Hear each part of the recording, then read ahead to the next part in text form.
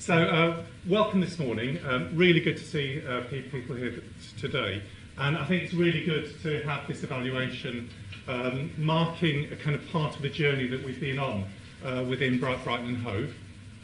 For those of you who haven't sort of heard me speak before, this is year 4 for me in Brighton and Hove. I did say when I came that I would stick with it, so I'm still here and plan on staying for a bit longer. And I think we've got some really kind of stable leadership across children's services or families, children and learning now, and I'll say a bit more about that in a sec as well. It was just over 2 years ago when Helen and I and Tom and others had lots of discussions around rethinking how we deliver social work services across Brighton and Hove.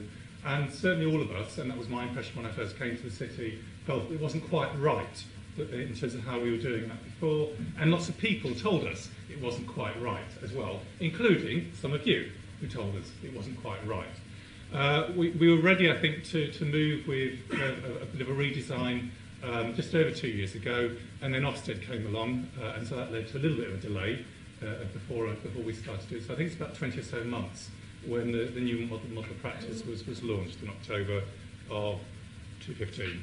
So I think that's about 20 months, isn't it? And I think the practice that you're working to is part of a wider kind of way of working across the Directorate Families, Children Learning Now, Children's Services as was, and that's about being reflective in everything that we do, and also constantly looking for learning, considering how we can improve our practice, how we can do things differently and better in the future for the youngsters that we work with, and in your case, the youngsters who will have suffered trauma and various things going on in their lives, who really need stability and a protective sort of hub around them. And that's the concept of working around that relationship, which I think is really, really important. We, as a directorate, have had a couple of inspections. We've had an LJ peer review. A couple of weeks ago, we had a South East peer challenge. We volunteered, some of you may not know this, to pilot Ofsted's new self-evaluation framework, and we've had other evaluations, and this is part of the journey that we're on, because it's really important we never become complacent. It's important we're constantly looking to how we can do things differently and better in the future, and I think it's really important that we have colleagues from the outside looking in and looking at our practice and seeing how we're doing. So this is part of that journey. I really welcome Centre for Social Work and indeed the University of Sussex partnership we have with the university as well, and indeed with Brighton, in terms of the work that we're doing. So this is part of that journey. And I think the evaluation, which I've had a look through, describes a really positive description of the journey we're on, but also that we're not at the end of it as well. And I guess there'll be a lot more of that this morning, so I won't say anything more about that. Finally, I just wanted to say some thanks. I wanted to say absolute thanks to the Centre for Social Work and the University of Sussex, but particularly I wanted to thank Tom, who is not one to stand in front and shout about the stuff that he does, but as the Principal Social Worker has been at the heart of this journey in terms of the improvement that we've developed. And I'm trying to find Helen, oh there she is. And also Helen, who joined us I think about 3 years ago. Was it 4 years ago? I know, time flies. And I think it'd be fair to say, Helen, that things weren't great when you came. And I think they are pretty good now. They're not, not fantastic. There's still stuff that we need to do, and they'll probably never be. I mean, the concept of an outstanding children's services, I think, makes no sense. So I think, we are on the journey to excellence. I think the contribution that Helen has made has been really critical to that in terms of driving through this agenda. And because I'm sure everyone is aware, Helen has made the decision to retire. So it's with a heavy heart that we'll be saying goodbye to Helen in the autumn. But I'm very pleased to say that before this session, I was doing the shortlisting for the next assistant director, and we have a strong field of people. So I'm really confident that we'll be able to appoint a really sound, strong, visionary, perhaps not quite as good as Helen, assistant director, to continue the journey as we go forward. So thanks very much for coming on today. I hope you have a great morning. I'm going to stay for the whole morning. I'm here to learn as well. And it's over to Tom to talk a little bit more about the practice. Thank you. Okay, so I'm going to talk to you about the evaluation of relationship-based practice in Brighton and Hove. Obviously, the model of practice was developed and implemented and overseen by a model of practice working group, which was made up of practitioners from across the service. And obviously, they've been responsible for pulling together the evaluation. And it's been done in association with the Centre for Social Work Innovation and Research here at the University of Sussex. And Barry has played a key part in consulting with us and helping us in doing the evaluation. And obviously, we're very grateful to Barry and the Centre for being here today. In terms of the presentation, I'm going to take you through why we have a model of practice, what is the model of practice, and how it's been evaluated. I'm then going to present to you some of the key findings about whether the model of practice is making a difference, and then finish by saying what might happen next. First thing I want to do, though, is explain what the title of the presentation, which is Empathy, Tenacity and Compassion. And that's the title of the presentation. It's also the title of the big evaluation report that we've produced, which I do have about a dozen copies of here that people, if they're desperate to have a paper copy, they can take away today, but is also being published on our website today, is on the LSCB website, and is going to be on the Centre for Social Work Innovation and Research website from today. And the title is Empathy, Tenacity and Compassion, because that was a quote from a parent about the social worker who was supporting their family and the qualities they had. And what hopefully you'll hear today, and when you read the report, you'll see is that that's kind of it woven throughout the presentation and report, is that that's what we think the key qualities of relationship-based practice are. So that's why that's the title. So the first thing to say is, why do we have a model of practice? And it's important to remember that the model of practice is actually a product and reflects a complex system. It actually reflects several different interacting factors. And if we go back to 2014, when, as Pinnicky said, we were thinking about how we made social work better in Brighton and Hove, we need to remember the national context that was happening at the time. Obviously, the Monroe Review had been published a couple of years earlier, and that talked about the importance of local authorities redesigning their services. And then a couple of years later, the DFE published their Rethinking Children's Social Work and their innovation programme. And what they were saying was that local authorities really had to transform children's social care, and that local authorities hadn't been implementing the Monroe Review. So that was kind of part of the context that was happening at the time. The other important thing that was happening was that the evaluations of local authorities that had started to try and change their practice, those evaluations were really talking about the importance of practice systems. They were talking about this idea that you don't just redesign your services, you need to have a really clear vision about why you're changing your service. As well as the national context, obviously we have to think about the local context that was happening at the time. And it's important for us to remember the particular challenges that face children and families living in the city. The first thing I put there is the phrase aspirations to hedonism. And that's important for us to remember. That's not Children's Services' new tagline. That's not our new ambition. We've got rid of aspirations to excellence. We're just aiming for hedonism now. It is a phrase that I think was created by the peer challenge that happened a couple of weeks ago to kind of encapsulate some of the ideas around Brighton and Hove maybe being a party city, having very liberal attitudes and things. But obviously, alongside that, it also there's the idea of the particular challenges that children and families experience in Brighton and Hove, which might be around things like we have very high levels of child and adult mental health in the city. We have high levels of drug and alcohol misuse for adults and children in the city. We also, compared to the rest of the South East, Brighton and Hove is a relatively deprived area. So there's some of the local challenges that people face in the city. And then finally, as well, in terms of the local context, it's really important for us to remember the organisational culture, the organisational narratives that we had in 2014. And then in particular, there was concerns around performance issues that we had at the time, systemic issues that were leading to a lack of focus on families, that we had large teams and inconsistencies across teams. There was too many transition points between teams, and there's too many changes of social worker. And we also had poor staff retention and recruitment. We had an annual turnover rate of over 20% in 2014. Social workers were also telling us some of the issues that were going on in terms of our performance at the time. So the staff surveys in 2013 and 2014 gave a clear message about low staff morale. And social workers are saying that they're admin demands prevented them being able to spend direct time and build relationships with families, that they didn't have enough support and guidance from their managers.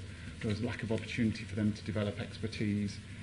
Supervision was not reflective, and that there was a blame culture.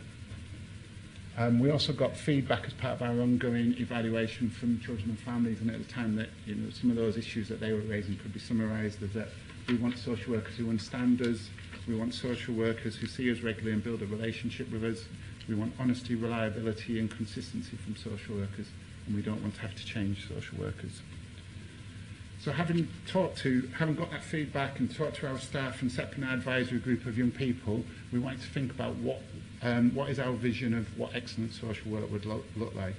And we developed the idea of introducing relationship-based practice, and the idea that social workers should be using their relationships to create change. The organisation should be using the skills of its social workers. Social workers should have time for direct work and critical reflection, and they should be supported by skilled and supported managers. We also needed to go back and think about the particular local conditions that we had at the time and think about how we implemented this practice system to support it across the whole organisation. And we created the idea of the team around the relationship. So the idea that the social work relationship sits at the heart of a network of relationships in the organisation, and is supported by that network. And the idea of the team around the relationship has the dual purpose of supporting collaboration and skilled work between practitioners, but also providing containment for practitioners. As part of the discussion of the vision of social work, we realised that this required small social work teams who could support families across the service and knew each other's cases and could work collaboratively, so we created the idea of the pod. And obviously the idea of the pod is it's got one pod manager who gives clear accountability for the team. Got up to 2 full-time equivalent senior social workers, and the senior social worker role was kind of updated to be really about leadership and supporting the learning and development of other social workers. Up to 5 full-time equivalent social workers, at least 1 social work student and a business support officer dedicated to the pod. Now obviously I put on some very pretty pictures onto this slide, which obviously include the pod and also the pea plant. I've chosen to put both pictures on because I think it's really important to recognise this idea that as well as the pod providing containment for social workers and collaboration for social workers, it's really important that there's that also happens across the system. So it's this idea that social workers hold families' anxieties, the pod then holds that anxiety for the social workers, and then the whole system then holds the anxiety for the pod. So that's why it's really important that we've got both pictures on there. It's also really important as well that language has comes to have a really important cultural significance, and that's really being demonstrated by the word pod. I'm not going to talk about it for too long because Gillian Roosh did a whole presentation about the word pod at one of our conferences a couple of years ago. But actually the word pod became really important in terms of the development of the model of practice, because people didn't talk about when we redesign our services or when the team around the relationship comes. People talked about when the pod comes. I think we need to also recognise the importance of the phrase the team around the relationship and really think about what that phrase means and how it encapsulates and move away from a notion of the team around the child to more of a notion of a team around the worker, but also very much that it gives primacy to the idea of supporting the relationship between the worker and the family. So I think language is very important in how we use it. So then in terms of implementing relationship-based practice, we recognised we needed to do whole system change to support the implementation, and we needed new structures, processes and cultures, and these needed to be based on shared values, a shared vision, so that we tried to challenge the idea of fragmented or inconsistent services. We had a theory of change for the new model, which was that if social workers feel supported and contained, they can build relationships with families and use those relationships to facilitate change based on their practice expertise. And relationship-based practice was underpinned by 6 principles or mechanisms for making relationship-based practice happen. And those principles are continuity of relationships between social workers and families, consistency of relationships between social work teams and families, collaboration between practitioners, social workers being agents of change, the organisation supporting a learning culture, and a transformation of the organisational culture from a blame culture to a relationship-based one that inspires trust and confidence. So that's what the model of practice is. And I just very quickly just wanted to remind people of what we said the model of practice would achieve, the outcomes that it was meant to achieve. And they were enhancing the experience of children and families, developing the skills and satisfaction of our workforce, improving the rating of our service against key performance indicators, and most importantly, safeguarding children by supporting the right child in the right place and the right time. The phrase, the right child in the right place, right time, seems to have been taken over by everybody. Everybody seems to have a phrase now that has right something, right something, right something. Everywhere, you keep hearing it all the time at the moment. But obviously that phrase does sort of try and encapsulate the idea that it's about making sure we work with the right families, that we work with the families who are most in need, and that we do support families without drift and delay to affect change. So how have we gone about evaluating the model practice? I think the first thing to say is obviously, as Pinnicky mentioned already, that it's an ongoing process. We don't see this as the end of the evaluation, that we see it as an ongoing process. And this is just a snapshot of what we found over the first 20 months or so. It's also important to say that this snapshot, because it is a snapshot, is obviously only ever going to be partial. We obviously, you know, there's lots of voices that we have tried to include in the report and in the presentation, but we won't be able to include all voices. And that's not to say that all voices aren't valid or important. The other thing to say about the evaluation is that we've kind of been learning as we do it. Obviously it's built on the stuff we've already done, it's built on our new quality assurance and performance management frameworks, but we're learning about evaluation as we go along. We've also tried to set the evaluation in a particular context. We've tried to make sure that the report and the way we present our findings is very much fitting with the theme of the way the DFE evaluates innovation programs. It's very much fitting within an academic discourse, and I guess one of the things that you'll notice about today is that there's lots of lectures to you. It's set in a particular kind of theme, and we've kind of tried to sit the evaluation within that narrative. But at the same time, we've also tried to include lots of examples from practice, lots of quotes from practitioners, quotes from families, so it's very much led by people's experience of practice. The methodology we used for the evaluation is called a realistic evaluation methodology. That's really important because it does really focus on those three parts. It focuses on the context, what was happening in terms of when we introduced the changes, focuses on the mechanisms, the principles for making the changes happen, and it focuses on the outcomes. In terms of how we did the evaluation, hopefully as a lot of you have experienced, we've used a mixed method approach where we've done surveys with our staff, we've done interviews with families, we've had focus groups for foster carers and practitioners, we've used findings from our quality assurance framework and from the complaints procedure, and we've also had the independent evaluations that we've had from the Centre for Social Work Practice, who will talk about the reflective practice groups, and Amanda will talk about that after the break, but also the peer review as well that Pinnicky mentioned. So if I can then start talking about actually what we found, and the way I've summarised this is by just first of all looking at each of the principles of relationship-based practice and are they making a difference, and then kind of summarise it under each of the outcomes, and so that actually are we achieving what we set out to do. Oh, trip myself up. So in terms of continuity, the first principle that we said, obviously continuity is supported by the new structure, but it's obviously really importantly being supported by the improvements we've had in recruitment and turnover of social workers.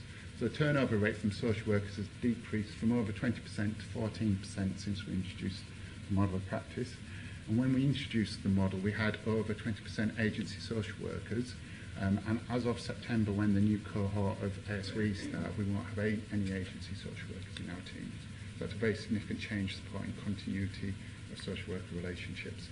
It's important to recognise that continuity isn't happening for all families and all young people. And there's a quote there from a young person who says, "I've had lots of social workers. There's been no consistency, so you don't open up, you don't talk to social workers about your problems if you don't really know them." And that quote obviously really demonstrates why continuity is important. Obviously it builds relationships, it supports engagement and increases families' confidence in their social workers, and it also increases social workers' knowledge of the issues that families face. That was the biggest positive change in terms of what parents told us about social work practice from last year to this year, that they said that social workers know more about the challenges that families face. Continuity also improves relationships, and by improving relationships we think it improves social workers' assessments and their decision making, but also very importantly it can actually help to safeguard young people. If young people are building engagement with social workers, if they're participating, that builds their sense of self-efficacy, and that can lead to young people building their safety. And that's something that I think Kristi will talk about a bit more in a minute when she talks about the See Me, Hear Me framework, and that idea that participation is protection for young people. The next principle in the model was the idea of consistency, so the idea that social work and that families would feel that they could always talk to their social worker or somebody who knew them within the team. And that's supported by the pod structure and the group supervision process and our new recording model, One Story, and the idea that people can be contributing to case summary records and to assessments and have access to them. 75% of parents agreed with the statement that my social worker is easy to contact, and if they're not available, there is someone that I could speak to. And very importantly, the number of complaints made by families has actually halved since we introduced the model of practice, and we think a lot of the complaints that families used to make were about not being able to get hold of people, not being able to contact people, so we think that's an indicator that actually families are experiencing consistency from social workers. But again, this isn't always happening, and obviously the complaints that are made by families do still seem to focus around social workers being available. Consistency obviously makes a difference for families. It's what families want to be able to talk to somebody that they know, and it's key to their experience of social work. So again, it's key to them actually engaging with social workers, and therefore it creates the possibility of change for families. But very significantly, we discovered from the evaluation that consistency is key to social workers in terms of their sense of containment. So there's a quote there from the social worker saying, "I don't feel guilty anymore when I return from leave as the family have had someone to speak to in my absence. I'm confident that this impacts positively on the relationship I have with families. It is also good that we can discuss cases easily with our peers and managers in the pod, which means I can contain the anxiety I have about a case." So this principle of consistency seems to be really key in making social workers feel contained and to contain their anxiety. Similarly, in terms of collaboration, one of the key impacts that the idea of collaborative practice seems to have had is that it gives a different experience for social workers. So again, there's a quote there from the in-depth interviews with social workers, and it says, "I like being in a smaller team where people support each other, and there is better sharing of skills and knowledge. There is a strong element of team spirit and of learning from each other. Having a real mix of skills in the team is, in my opinion, used appropriately." So our collaborative practice is obviously supported by group supervision in the pods. It's supported by reflective practice groups and the work of the lead practitioners who work across the service. So there's a sense of people collaborating within the pod and hopefully across the service as well. And very importantly, that collaboration can lead to people sharing skills and improving outcomes for families. Obviously, there's lots of detailed examples in the report about how this happens. I just wanted to refer quickly to the support that the lead practitioners can offer to social workers. And there's an example in the report of a lead practitioner helping a social worker with their first case within care proceedings, which was a case involving domestic abuse. And the lead practitioner supported the social worker by providing a reflective space for the social worker to think about the case, but also planning interactions and meetings with the mother, joint sessions with the mother, support in writing a domestic abuse intervention report for court, and supporting the social worker to write the child permanence report. And the lead practitioner and the social worker were both called then to give evidence in court. So it's a really good sort of example of how joint working can happen and how we can actually, the lead practitioner especially, can share skills across the system. And the feedback from the social worker was that that made a big difference for that particular case and the outcome on that case. But then she'd been able to use that learning with other cases that she had and share it within her pod in group supervision and by supporting other social workers in the pod. I've obviously put down there as well that collaboration doesn't just happen between social workers, it's starting to happen across the organisation. And there was a really good example of this given by Laura, who's the service manager at the youth offending team, around how in the youth offending service they feel that they're diverting young people from antisocial behaviour through the use of relationship-based practice. And she, the service manager, in a case review of a practitioner who talked about the fact that we'd introduced the model of relationship-based practice that helped her to think about how she engaged a particular young man at the start of his order, youth offending order, and that had really changed his ability to engage with her, because previously he hadn't been able to engage, and that had led to improved outcomes for him. So there's a sense that actually the model is spreading across the system, not just within social work. Within that as well, the final point I put up there is the idea of actually trying to make sure that we bring other professionals into supporting social workers. So it's not just social workers supporting each other, it's also other disciplines coming in supporting social work. And a key example of us doing that is we've brought in a clinical psychologist who's working alongside the adolescent pod and the unaccompanied asylum seeking team to give consultations and support social workers to think about cases, and hopefully that will be a model that can then spread across the system. And we're also trying to develop this idea of specialist informed assessments so that social workers can get access to other professionals, other disciplines like psychologists, and that those people can contribute to their assessments so that that will prevent the need for repeat or expert assessments further down the process. And that's something that is already being piloted by Simon Rowe, who's a psychologist at the Claremont Unit. So the next principle that I want to talk about is social workers as agents of change. So this idea that social workers, as well as building relationships with, I don't think that was a fire alarm. No, it wasn't a fire alarm. Social workers, as well as building relationships with families, actually use those relationships to affect change. And there's lots of positive examples in the report of social workers being able to give examples in the in-depth interviews of how they've done that. There's an example about a social worker talking about how they've been able to respond to a teenager who had a number of crises, and doing really intensive work with that teenager over a couple of weeks.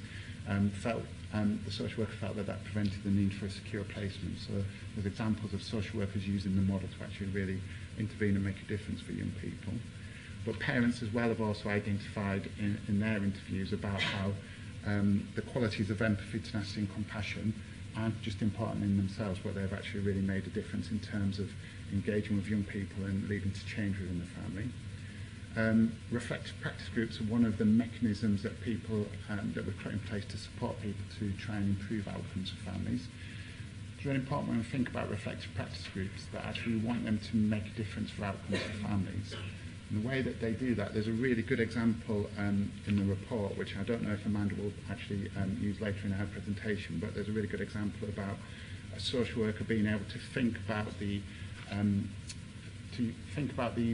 her emotions, and to think about the emotions, the emotional reaction that the family has when she visits.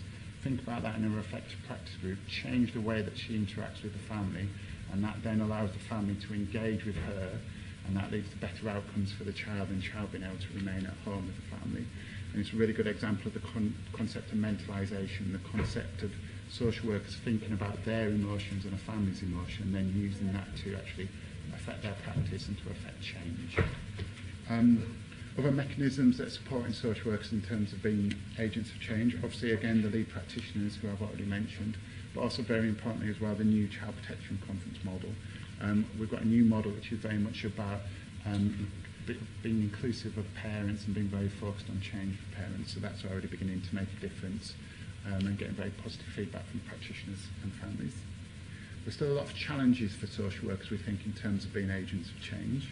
In Your Voice, which is the our version of the social work health check, 59% of social workers said they were able to affect change without delay. Now that's up from 36% last year, so there's a positive improvement there, but I think there's a real challenge for social workers being able to feel that they can make a difference for families. The reasons that they give for that, and obviously this won't be a surprise to people, are principally around the impact of paperwork and recording, the impact of time, not having time to do direct work, and the impact of their capacity. And if we think a bit about capacity, in terms of caseloads, the caseload for a social worker when we introduced the model of practice was between 18 and 19 children. That's slightly gone down, that's now averages at about 17 children. And in Your Voice, only 20% of social workers said that their workload was too high. And I say only, obviously it's not good that 29% thought that their workload was too high, but that has gone down from 37% the year before. However, what's really important to think about is that when social workers talk about how they spend their time, that change in how social workers see their workload or their caseload isn't leading to a change in the amount of direct work they do with families. So this is a breakdown from the Your Voice survey about how practitioners spend their time. And as you can see, it's dominated by reports and admin. The next highest is meetings, and if you actually look at the amount of time they spend working with families, it's 15% for working with adults and only 10% for working with children and young people. And what's significant about this is actually this result is almost exactly the same this year as it was last year. So that some of the positive changes maybe around caseload and workload don't seem to be reflected yet in practitioners saying they're spending more time working with families. We think that some of the reasons for that are probably very much around the pressures of recording, maybe especially some of the pressures around court statements and court work.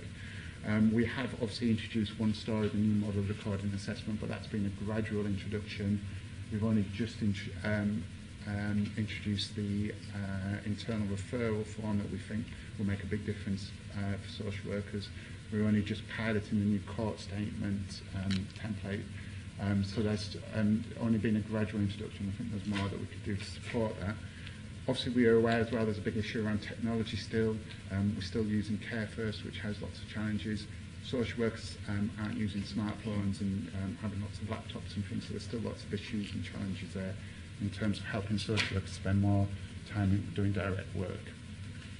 The next principle that underpinned relationship-based practice was us becoming a learning organisation. We think, obviously, to be a learning organisation, there's lots of changes we could do in terms of our processes. So, for example, obviously, we've introduced group supervision. We've also introduced the reflective practice groups that Amanda will be talking to you about later.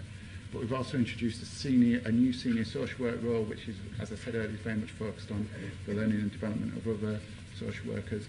And we've also introduced our new learning and development pathway called the CLAM, the Continuing Learning and Assessment Model. And we've also joined with East Sussex and the two local universities to form a teaching partnership, which is trying to introduce a relationship-based approach to social work education, but also to continuing professional development and to practice research. And Joe, one of our PECs, will talk to you about the teaching partnership later. There are some positives which are highlighted there in terms of the results from your voice about how we're trying to become a learning organisation, but it's a very mixed picture. For example, in terms of the reflective practice groups, some of the feedback around the reflective practice groups were that they were undermined by poor attendance. There was a lack of clarity sometimes about the model for the reflective practice groups, and that in some instances they became a bit of a mourning forum. And Amanda will obviously talk to you a bit more about the evaluation of the reflective practice groups later. Again, there's lots of positive feedback about group supervision. In some areas that seems to be working really well, but there's also a recognition that's been inconsistently applied, so it's not working as well in other areas. And finally as well, some of the feedback from your voice was clear that the new senior social worker role isn't embedded yet. Only 38% of people thought there was a clarity about the senior social worker role. And also similarly for the new CPD pathway, that only 32% thought there was a clear pathway for that. And I think that recognises that, again, we only introduced the CLAM at the start of this year. And then the final principle that we've got underpinning the model is developing an open and trusting organisational culture. In our vision of social work, we said that social work is at its best when it inspires trust and confidence in children, parents and other professionals. This requires social workers to have trust in themselves and the organisation that employs them. As part of that, we try to introduce this notion of relationship-based management. As part of the evaluation, I think we've really learned around that it's about managers having a really clear grasp of a process. And if they've got a clear grasp of the process and hold that in mind for practitioners, that then allows practitioners to feel contained and to go out and build relationships with families and make changes. And it's obviously happening across some parts of the system. And so from the in-depth interviews, a social worker said, I felt listened to and valued. Despite the high caseloads, having a manager that recognises the pressures has made an incredible difference to the morale of our pod and feeling supported. But again, obviously it's a mixed picture and it's not happening across the whole system.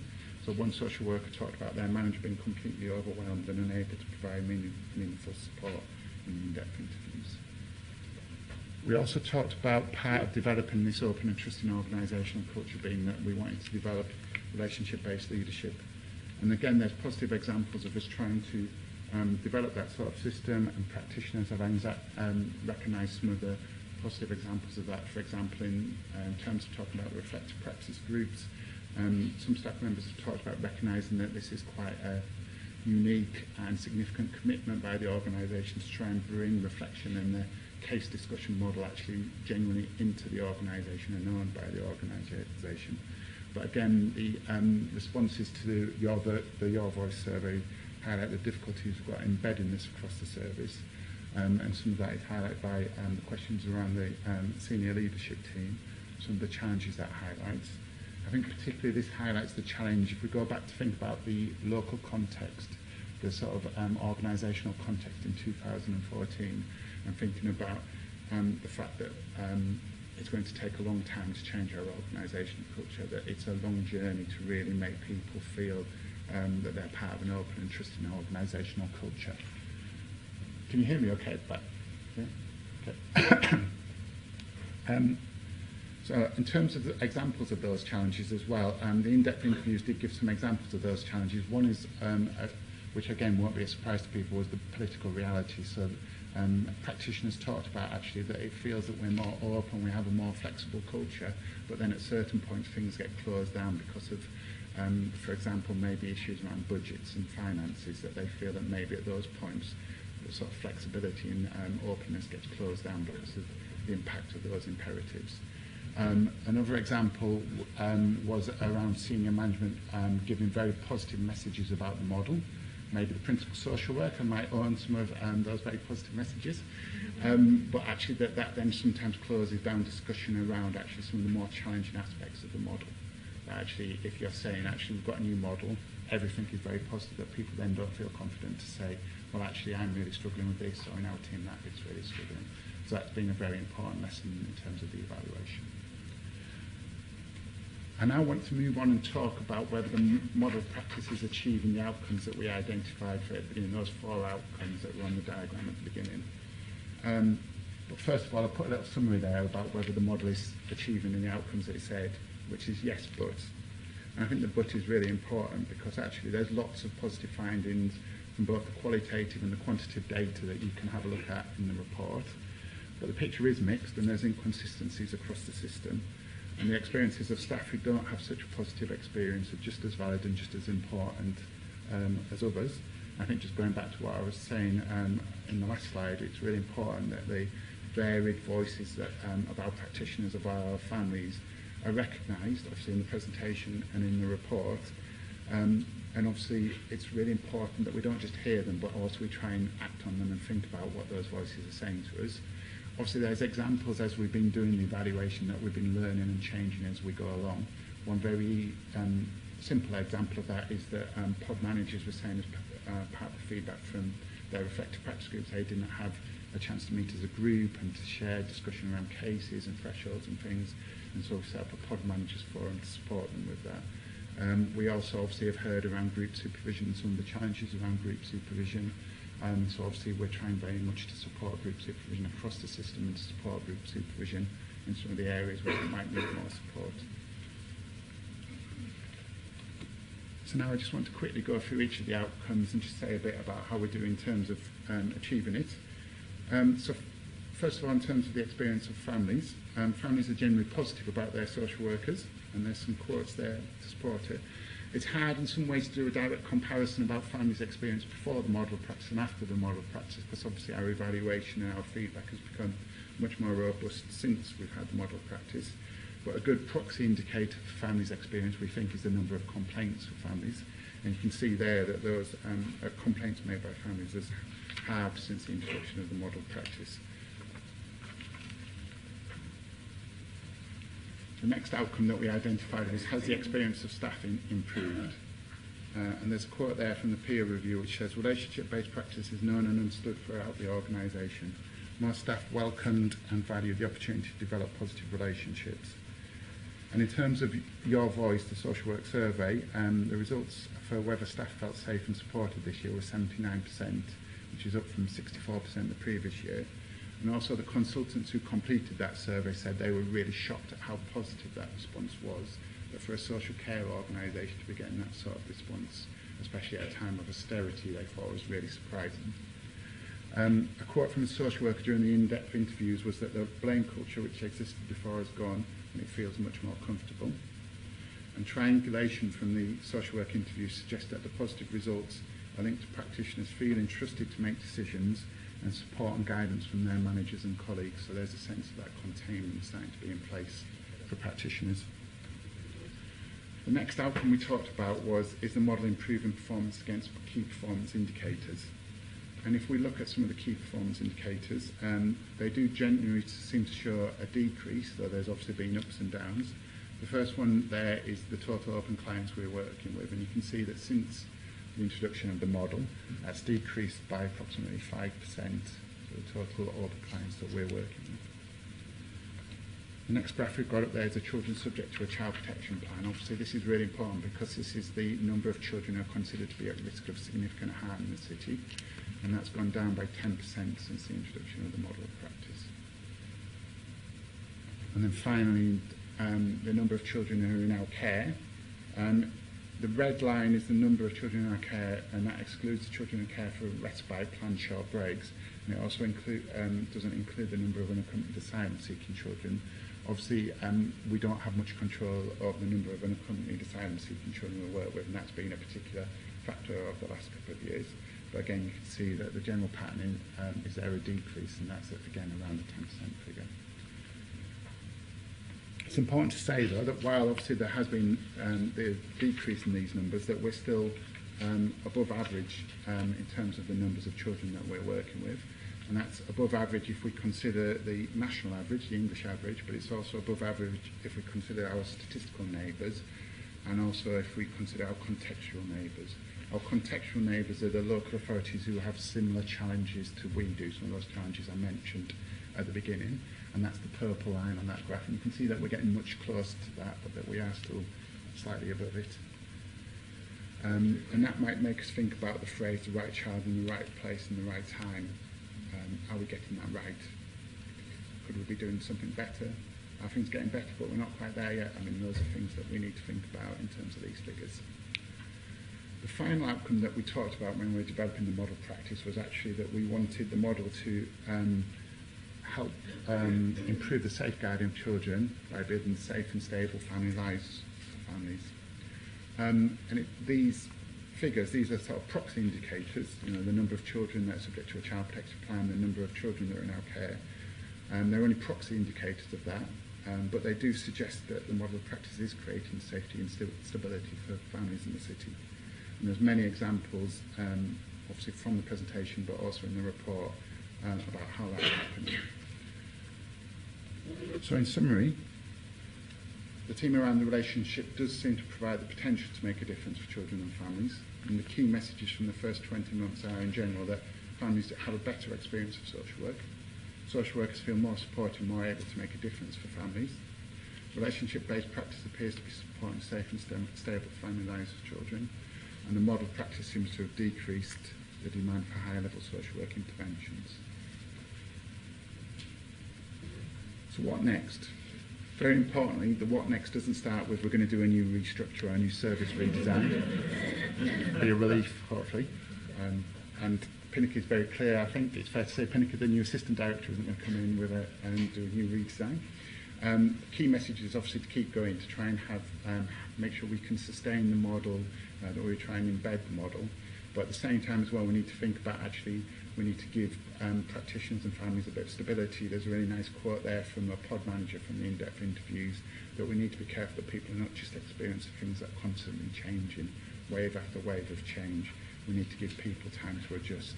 So I think that's a really important message. Another really important message is, though, that we need to keep learning. We need to make sure that the evaluation does inform the new model, but we also need to refresh the evaluation. We need to make sure that we keep thinking about adapting and developing the evaluation. And I put there that we need to think about things like observation and practice being a really key part of the evaluation, or bringing in other agencies, getting feedback from our partners as part of the evaluation, thinking about how the evaluation links into practice research.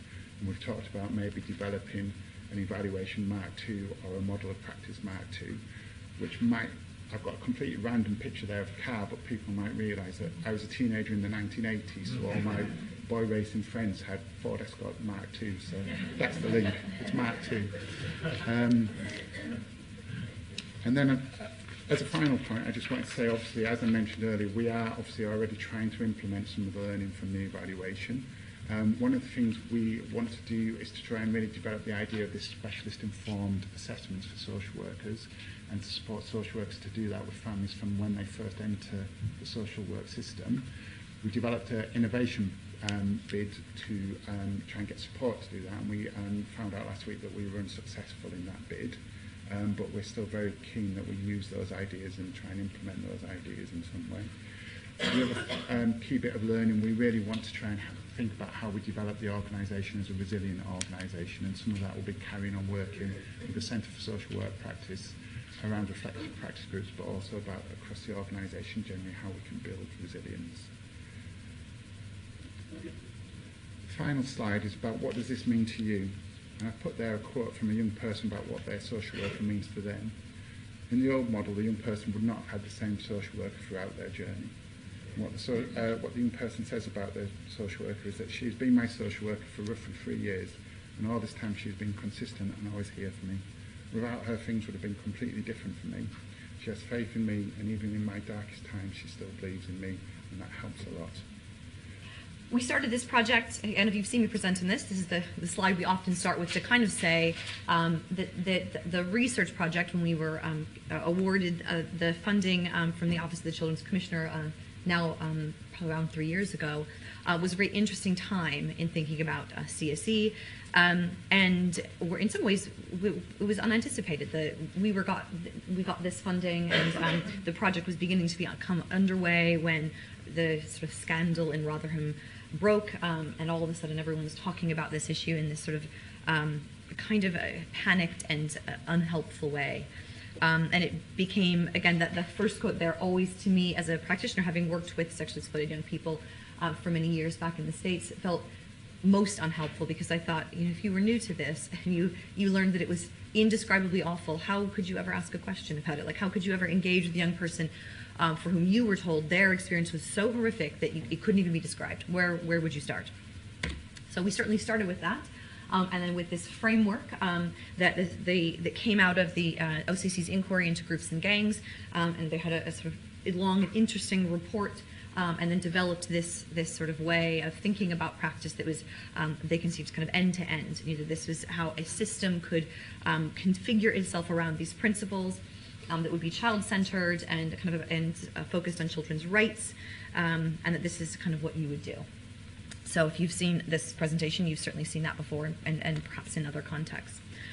We, as we like to here at Sussex in social work, employed a realist evaluation methodology, and started with the 3 sites we worked with, and one of them was Brighton and Hove, who signed on intentionally, wanting to be part of this, and started with kind of some theory of change exercises. So just getting people to think about what, maybe starting with those outcomes and kind of working backwards. What were we trying to do? What did they really want to do? And kind of where were each site, Brighton and Hove, Oxfordshire and Sandwell, at in terms of, if you think of the sort of a moving sidewalk, trying to get a handle on CSE, address it in some ways, where were they at? And we ended up collecting different data than we thought we were going to collect at the beginning, but that's what happens in research with real people, right? And ended up collecting a range of different types of data, and sort of coalescing around this core dilemma of how children could be seen and heard. So how does this happen? How do we do both of these things? How do we see them as victims of a crime, of a form of sexual abuse, and also hear them as hear their own voice, and sort of hear them as decision makers in their own lives. So the key findings, and I'm going to talk more about probably the second than the first. The first was that local context matters, that we were certainly curious if there would be one model of practice that would emerge as sort of better than others. And the 3 sites that we worked with had their systems configured very differently. Who was sort of in charge, who sort of led the meetings, kind of where police and social work fit, where charity organizations fit within that model, who was influential, what were the problems they began with. They're all quite different. And sort of nationally, in doing work around CSE, this was a question that a lot of people were interested in. Is there like a way to get this right? That if you have this person sitting in this chair and you ask these questions, can we find a way that this just works really well? And this project was an interesting one to sort of think about that, because each of the sites were taking these kind of sort of vague principles and trying to apply them to practice and sort of work out what it meant sort of on the ground. And the second key finding was that there's a lot of tension between the core dilemma, seeing and hearing children, and that tension had to be sort of held and protected, if you will, that the systems that people worked within and the people themselves, and indeed the young people, needed space for that tension to be kind of held, and for the risk to be maybe managed rather than knee-jerk decisions being made. So I'll sort of unpack that a little bit. I searched for pictures of tug of war, and there are a lot of pictures of tug of war on the internet. This is a nice one, isn't it? So people talked about the framework being useful, and it's probably hard to see far away. And I'm not going to focus as much on this, because the more we really think about this work, and we did an interesting event with kind of key people doing CSE work throughout the country recently with Emma and a couple of the other project partners. And in some ways, our thinking is still kind of evolving around what's important. And what we're really realizing is that while the framework is useful, the space to think about what you're doing is the most useful. And the space to think about what it means to be child-centered, or as Tom said earlier, to think about protection, participation as protection involving young people isn't a thing you do afterwards, after they're kind of safe and behaving how you want them to. Then you ask their opinion. But that the ways that people thought about their practice and that they were given space to think about it was the most important thing. So, so even the idea of maybe using the framework as a kind of starting point, again, to critically think about your practice, that was probably the most important thing. I said this already, but we found it quite interesting, the sort of shift over the last couple of years of needing to do kind of CSE 101 trainings to actually realizing that most people had undergone some of that already. In some contexts, they'd done a training or a workshop or a day, or had someone come in, or they were already working in these cases and then just kind of realized, now there's a name for the thing I've kind of known all along. But that actually people felt relatively confident that they knew what they were doing, they kind of knew what they were looking for. That's not to say that they felt like everything was turning out the way it should, but that they just had some understanding and they had some confidence. And these graphs and data come from some of the surveys we did. Many of you probably filled it out. Sorry if it was long, but it's over with now, so don't be angry at me. They were quite long, I will say that. But the first one did kind of try to capture, like, how do you understand CSE? Do you feel like your agency supports you and it kind of is addressing it well? And is the interagency response kind of useful? And so by and large, people felt like, their own response was probably pretty good. Their agency's response, and this was a multidisciplinary, the survey targeted multidisciplinary professionals in each of the 3 sites. So of the 200 or so that filled out the first round of surveys, people came from police and social work and education and health, kind of a range of disciplines, though social work was probably overrepresented overall. So people were kind of pretty confident, really. They actually felt that supervision was pretty supportive. That was a question we asked in the second survey, that the management was pretty reliable in this area, and actually the tools they had to assess risk were good. So this was interesting to us simply because the 3 sites we worked at were very different. So for this to get kind of similar, non-statistically significant responses, there wasn't much difference between the 3 sites, even though actually what they were doing, or who was leading the charge, who was working with young people, were quite different. And so what we certainly came to kind of understand was that that diverse practice systems can work well, but that some of those sort of underlying principles that were certainly within the framework, but that are present elsewhere, right? Not just within that framework. The idea of being kind of a relationship-based, for example, is not new to the See Me, Hear Me framework.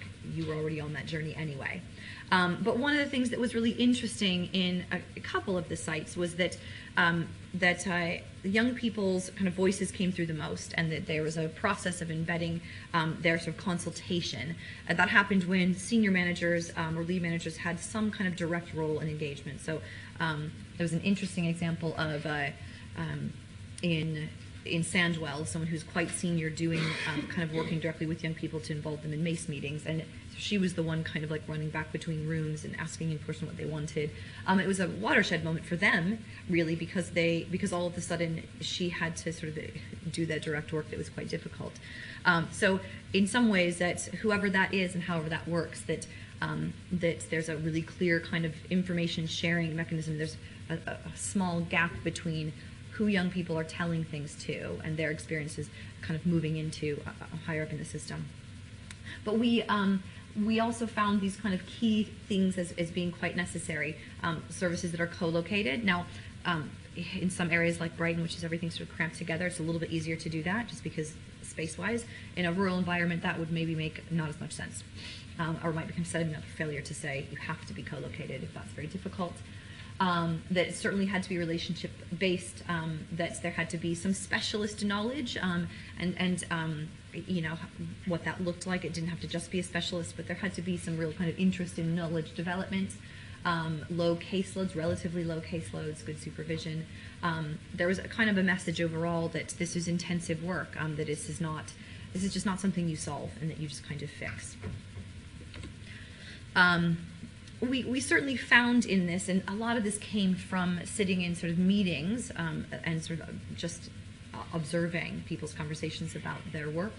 We did in the interviews that we did as well, both here in Brighton and Hove and elsewhere, was the need to sort of see the system, and this conversation or this language came from Barry of seeing the kind of system from the children's view, right? And I take the image I have for that is thinking about like reading some parenting article where they're like, well, you know, your 3-year-old, like get down, live physically on his level and actually see what he sees, you know, and like actually look at adults' knees and think about how weird that is to have a conversation with an adult's knees, you know, and you know how far the counter is and why you might touch a hot burner. That physically seeing the environment from that person's perspective is a strange thing to do and is something we tend to forget. So, and this isn't something that people are doing particularly well across the country. I have another friend, a police analyst who sat in a meeting somewhere in the West, which is, you know, there's lots of the West, but somewhere that way, and overheard professionals who were quite caring and concerned about a 12-year-old who was being exploited,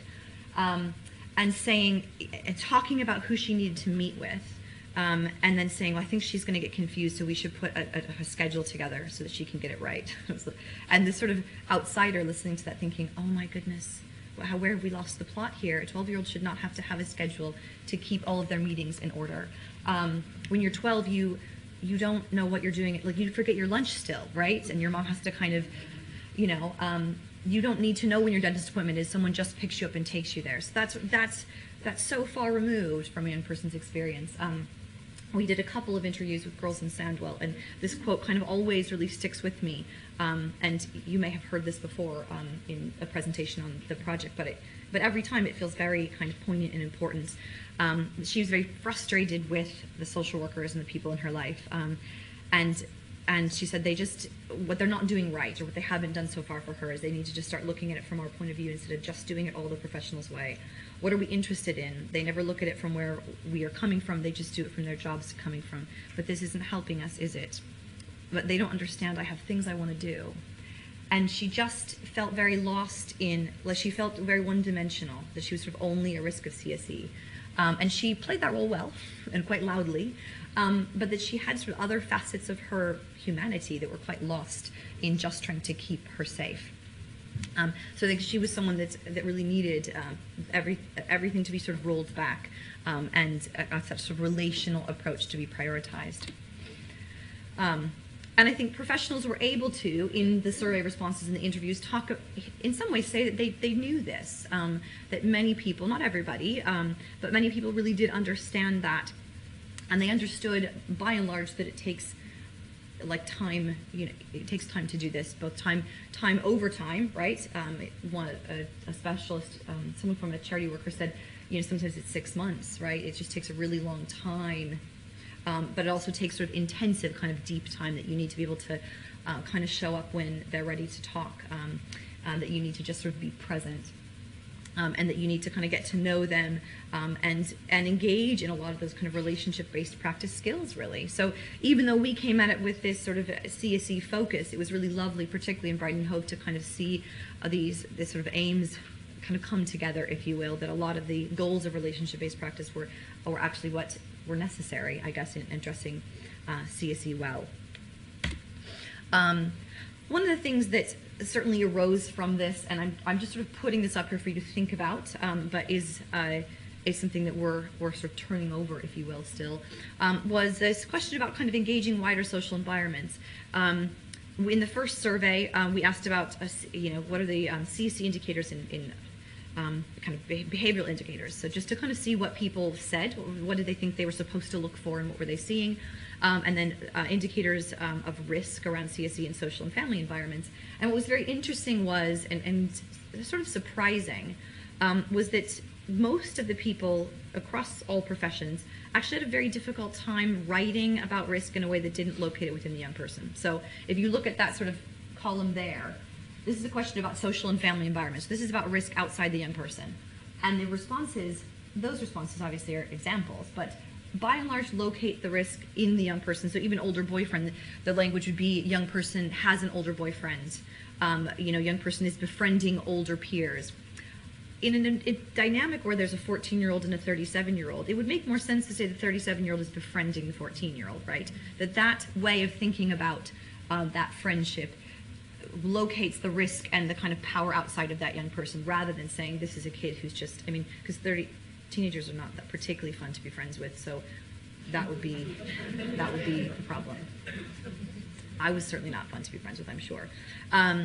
So risk-taking, truanting from school, rather than thinking about school as maybe an unsafe context or a place where a young person doesn't want to be, changing in behavior. So even that's kind of inability to see outside of that, regular missing episodes associating with other CSE victims. So all of that risk was located in the young person. And in the second survey, we asked a bit more nuanced question, and sort of in the question said, not inside the young, but like not within the young person themselves, like outside of them, just to sort of see what people would say, and then asked a follow-up question about kind of what do you think needs to happen. And it was lovely to see kind of more nuanced responses. There's a much smaller take-up in the second survey, only less, actually 60 or so people filled out the second one, so we can't necessarily compare the two. But it felt like it opened up people to think a bit more widely about what might be going on. So areas of deep deprivation, lack of opportunities for local young people to access employment. There was a great kind of rant that I so appreciate. I wanted this person in my class that said institutionalized sexism, expectations on females as pleasers, and homophobia, which is a great rant. And then the use of children in drug writing. So even there, the kind of where the verb is, right? The use of children, the other people are, involving children in this is a different way than sort of kids drug running. What was then difficult was that people, in their responses about what would you do about these things, had a hard time thinking about things they could do. So it was a lot of times there weren't a lot of educational professionals that responded to the survey, but a lot of people sort of said the schools need to do these things better. And so it made us really think about how social workers are, in particular, because we were social workers doing this, are sort of supported to think about and engage in wider social environments. And drawing upon this sort of model of contextual safeguarding is quite helpful. There's some more research going on with that currently, and thinking about how kind of the statutory response better engages in wider environments, that we are no longer just telling a young person, you're at risk, you've been victimized by CSE, it's not your fault, but the only way we can keep you safe is by sending you to school you don't want to go to and making sure you don't leave your house after 8 p.m. Maybe we could make the park safer, or the mall safer, or the school safer for them. So I guess that's a sort of for later business, but it's maybe worth thinking about. But some of the kind of the main important things that came out of this around relationship-based practice, and I'm going to be quick to try to stay on time a little bit. We wrote a paper about this. I'm happy to send you that direction if that's helpful. Was about how people manage this tension and how they were doing it well. So in the second survey in particular, and in our interviews, we tried to kind of get people to think about maybe the most difficult cases. And this is a kind of busy model, if you will, but our sort of brainstorm thinking around how we end up, if we're on this seesaw, how we kind of end up, as I'm saying we, because it certainly prompted a lot of reflection in my own practice, do some of this. So in the context of particularly statutory services, we would see a little bit of, people in very particular social work police roles saying, emphasizing seeing a child as a child and the need to protection, and then voluntary organizations who didn't have that statutory responsibility saying some different things. And so it for us raised the importance of seeing all of these things together and the influences. So our own personal values, our own personal experiences. What are your values about young people and sex? That's, sort of saying children and sex in the same sentence is uncomfortable, but could we talk a little bit more about people's values around that? Cultural values about abuse, social discourses on sexuality, your professional knowledge and the culture, what kinds of questions you're allowed to ask, the kind of risk you're enabled to hold, those roles and who is influential, and then again, the sort of guiding professional values. So all of these things are sort of influence this kind of really difficult to understand concepts. And one of the things that we're sort of constantly, Michelle and I, as we write a paper and we're trying to develop a sort of nice infographic that makes it a bit easier to understand, and some learning resources after the fact, is that we need to kind of help professionals think about what to do in sort of no-win scenarios. There was someone, I think it was maybe locally, I can't remember if it was Brighton and Hove, but in an interview with Michelle described working with a young person who she felt like if they did not intervene and sent her to a secure unit somewhere, that she would probably be dead. That she was in this place that was so dangerous that we just had to do it, and that she would probably be dead. But that decision, which stripped so much of that young person's agency and their own ability to make decisions and their control away, hadn't really changed her attitude about whether or not she'd been exploited. So she was maybe pulled from that particular relationship, but now that she's back in her community, she's not telling anybody what's going on, and so maybe isn't necessarily safer. And that's a very difficult place to be, to say, I really felt like this was a life or death thing, but I don't necessarily know how much safer she is now, and that both of those things are true, if that makes sense. It's quite complicated. And so our thinking around this has been about how so many of these decisions happen when there isn't tension. And I think we saw in people's responses both instances where people were enabled and supported to hold the tension, to managers to not know, to have sort of good supervision that raised some of their own values and ideas. But then also situations where people did feel like they had to make very quick decisions, and where that sort of the interprofessional system didn't enable people to think kind of in a nuanced way about it. So we can't necessarily think about these no-win scenarios. It's very difficult to think, as Barry often says, both and. I've said that like 3 times this week, and I think of you every time. Good. That's what I was hoping for. We can't tolerate when there's no right answer. In that situation, the dying person is alive, but will she stay? Like, this is... It didn't turn out well, and with, coming from having done some of this work in the States for quite a long time, these are very difficult cases that people want it to be an easy thing. We want to be able to say, this is how you fix CSE, how you tackle it, how you eradicate it, as the 2015 government document said. But we haven't eradicated other forms of child sexual abuse up to this point. So it seems unlikely that we will just sort this. So we can't tolerate that there's not necessarily a right answer, and that there isn't a right answer that is useful for everyone. And so we end up going into one or the other position. Let them be, they have agency and choice, or lock them up.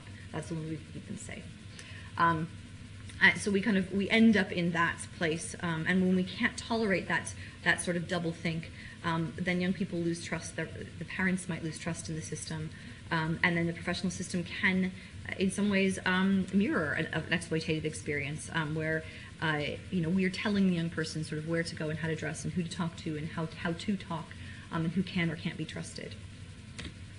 And that sort of climate of fear, and I think what was nice about this research project was that it hopefully did enable people to think a bit more about this. At the event we had recently, it was really wonderful to hear some of these examples of amazingly good practice coming out of each of our sites, out of Brighton and Hove and Sandwell in Oxfordshire, and the other professionals that were there said, we rarely hear about good practice around CSE. We rarely hear about how actually people are doing well, like how actually young people are feeling empowered and becoming safer, and they're trusting social workers, and this is working. So there are people finding ways to do this, to kind of stay somewhere in the middle of, respecting their right to voice and choice and to autonomy, and then also at the same time not sort of tossing aside the kind of core responsibility of the child protection system. So some of the ways, this is where I'll sort of end. Wait, no, I won't end there. I'll almost end here. Is just sort of the ways that we saw people kind of wrestle with what they do. We asked some kind of long open-ended questions about in a case where there was this tension, right, between safety and having a say, and it didn't go well, what happened? And then when there was a tension and it did go well, what happens? How do you think about, do you say a child or a young person? What does it matter? How does that language matter? So we asked these questions in the second survey.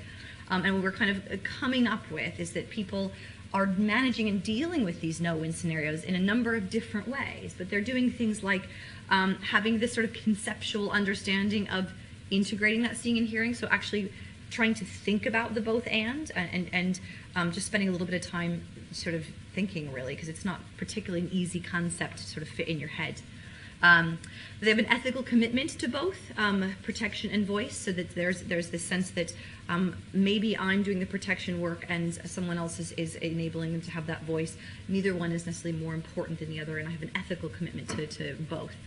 That there is some interprofessional trusting, that sometimes a police officer is simply going to see things differently than like a sexual health worker, and that isn't necessarily a bad thing, but that people can stay within their professional role and they can trust each other, even if perhaps their perspectives have to be different.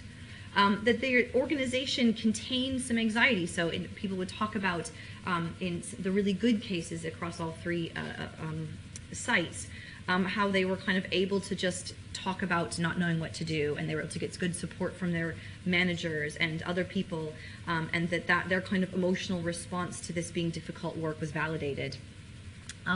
The practitioners felt compassion and care and respect for these young people, that they knew how to work with teenagers, which is, I've heard certainly criticisms even in social work programs that we don't, with all we have to teach, that perhaps there's more for us to do in terms of just helping people to understand how to work with young people and to really kind of connect with them. So thinking about things from their perspective. And they're boundaried and comfortable with professional authority, so they're able to have a conversation with a young person that they can say, this is why we're concerned.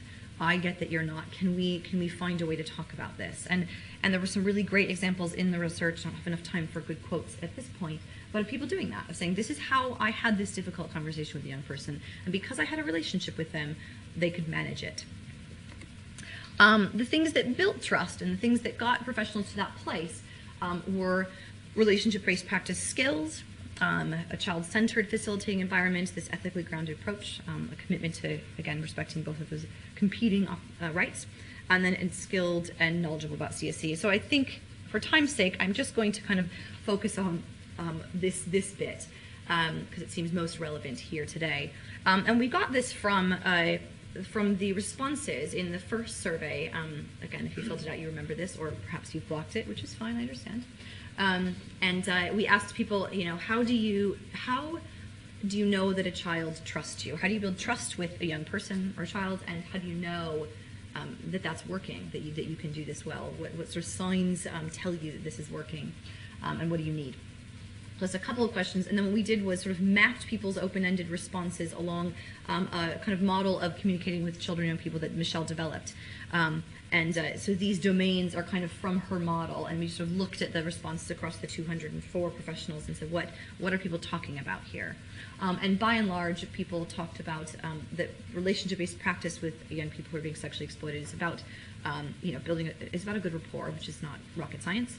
It's about being able to spend time, and so oftentimes across the responses, there was a sense that you just needed time, and you needed to be able to sit at a coffee shop or show up here or there or be ready, or have the door slammed in your face a million times, but still be able to show up the next day because you've got time in your schedule to do that. That there was that relationship developed over time, and that in some ways that you were modeling sort of healthy relationship boundaries, that this wasn't like tell me all your stuff on the first moment, but that actually you don't need to sign up to saying you're sexually exploited. I'm not trying to ascribe a label to you that you yourself do not identify with or understand. That if you want to call him your boyfriend, I'm just going to use the language of boyfriend for a bit, and that we're going to get there eventually. The being qualities, the use of self, the being able to kind of engage and connect and be vulnerable. That there was a sense that the relationship felt safe, and some of that's certainly about kind of containment from supervisors and supervision and management. and supportive relationship that kind of builds confidence and resilience. So thinking back to that quote for the young person who felt like that was not happening, that any amount of her resilience and self-confidence and interests in fashion, as I'm going to assume based upon her outfits we met, that all was lost, but that those things in a relationship-based practiced context with young people, those are prioritized. I'm going to go through the rest of these and just say we have a paper and you can read it. It's excellent, as you would imagine, and it sort of wrap up with saying that the conclusions from this project, and I guess I would say conclusions, but we're ever evolving at this point still. It's been a really interesting project for us to be a part of. And in some ways to kind of just sort of bear witness to the good practice and the changes and the challenges that each site faced, was that, again, there was no one way to structure a system, but being really carefully considering who leads, which I think is something that definitely we watched happen here. And the idea that a sustaining relationship with the child is paramount, is important, and fits really well with this sort of the model that's in place now. That relationship-based practice rooted in ethical child-centered approaches is necessary. That the approach that's been developed here, and as Tom raised, is a difficult thing to roll out, as anything would be, is the necessary starting place for good practice around CSE, and that being relational does require the kind of support around the time and space to do that. And that it requires organizational as well as individual commitment. It was nice to hear earlier the ways that supervision was being talked about, and that people were starting to really see the value in group and individual supervision and how they could fulfill different functions.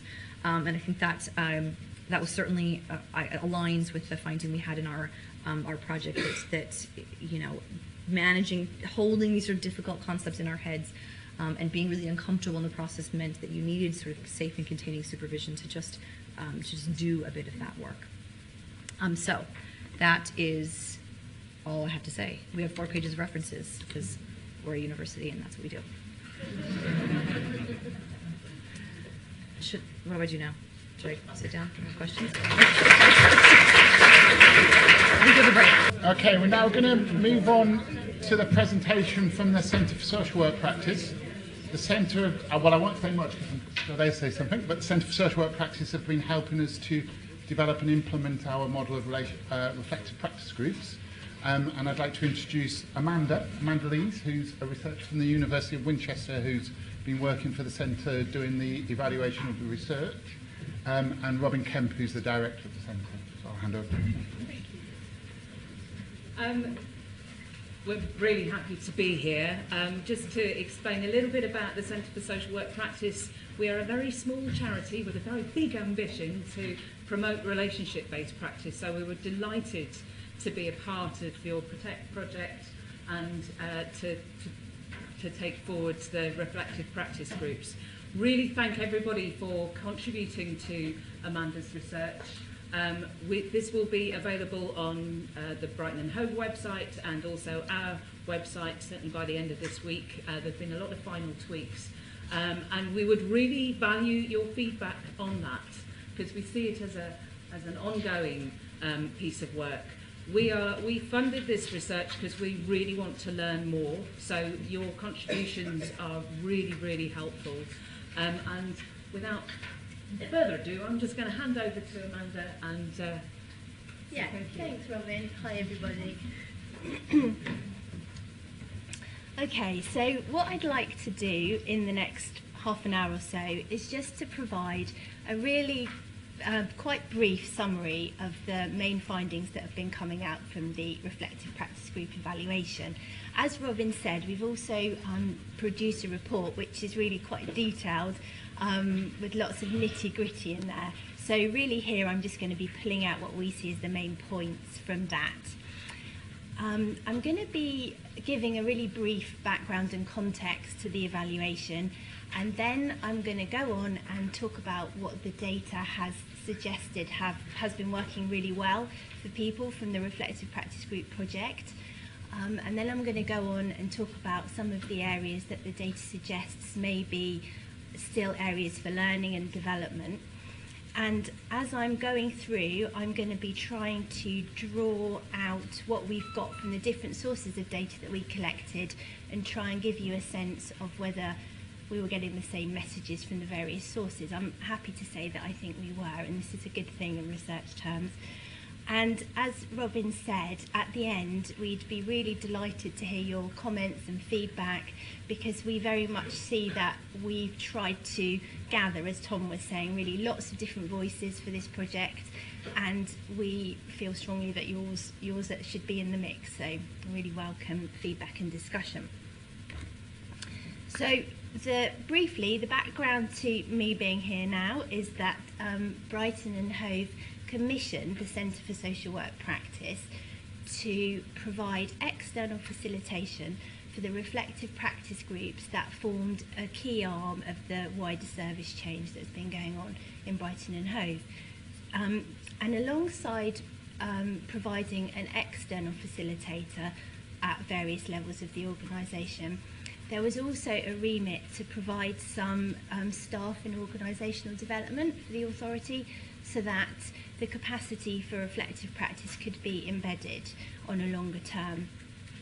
As Robin mentioned, the Centre funded the evaluation with two aims really, so partly to contribute to the broader evaluation that Tom's been reporting on this morning about the team around the relationship, but also just to find out more about how reflective practice groups work in organisations, do they have a role in supporting relationship-based practice, and to contribute to the wider evidence base on that subject as well.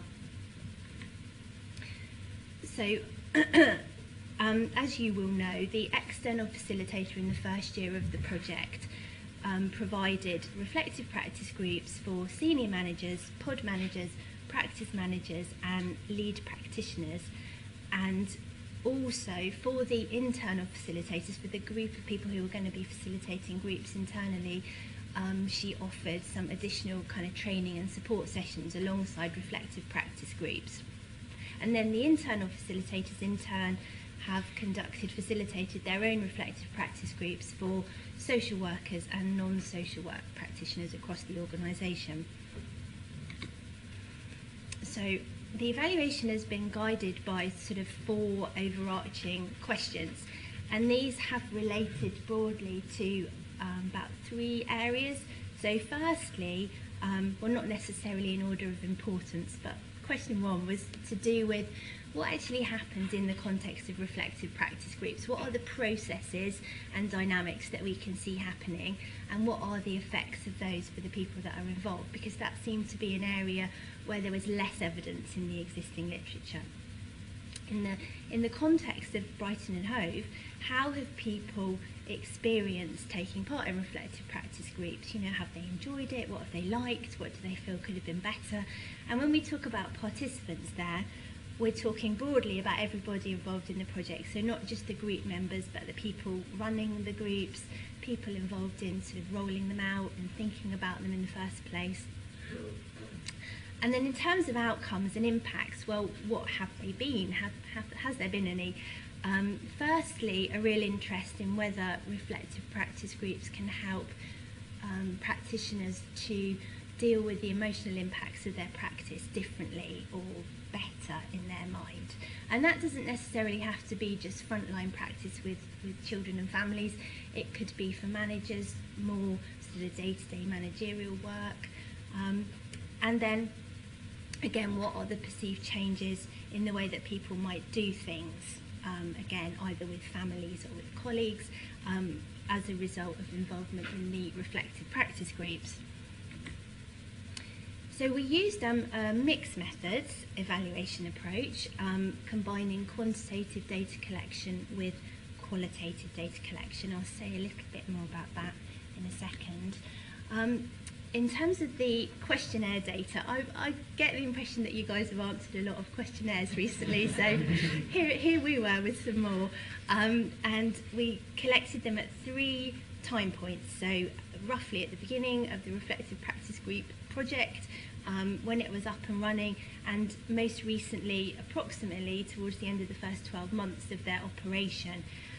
As you would expect in this kind of time series data collection, and also because the other questionnaires, I guess, that were going on at the same time, we do see a little bit of a drop in response rate across the 3 time points, but we've still got, you know, quite a good response rate and enough to give us some useful data. The 3 versions of the questionnaire aren't really exactly comparable to each other. So the first questionnaire was really looking more at what people hoped they might get out of reflective practice groups. And at time 3, we decided it might be helpful to introduce a few more questions. We kind of realised we're coming to the end of when we can get any data. Let's ask some more things.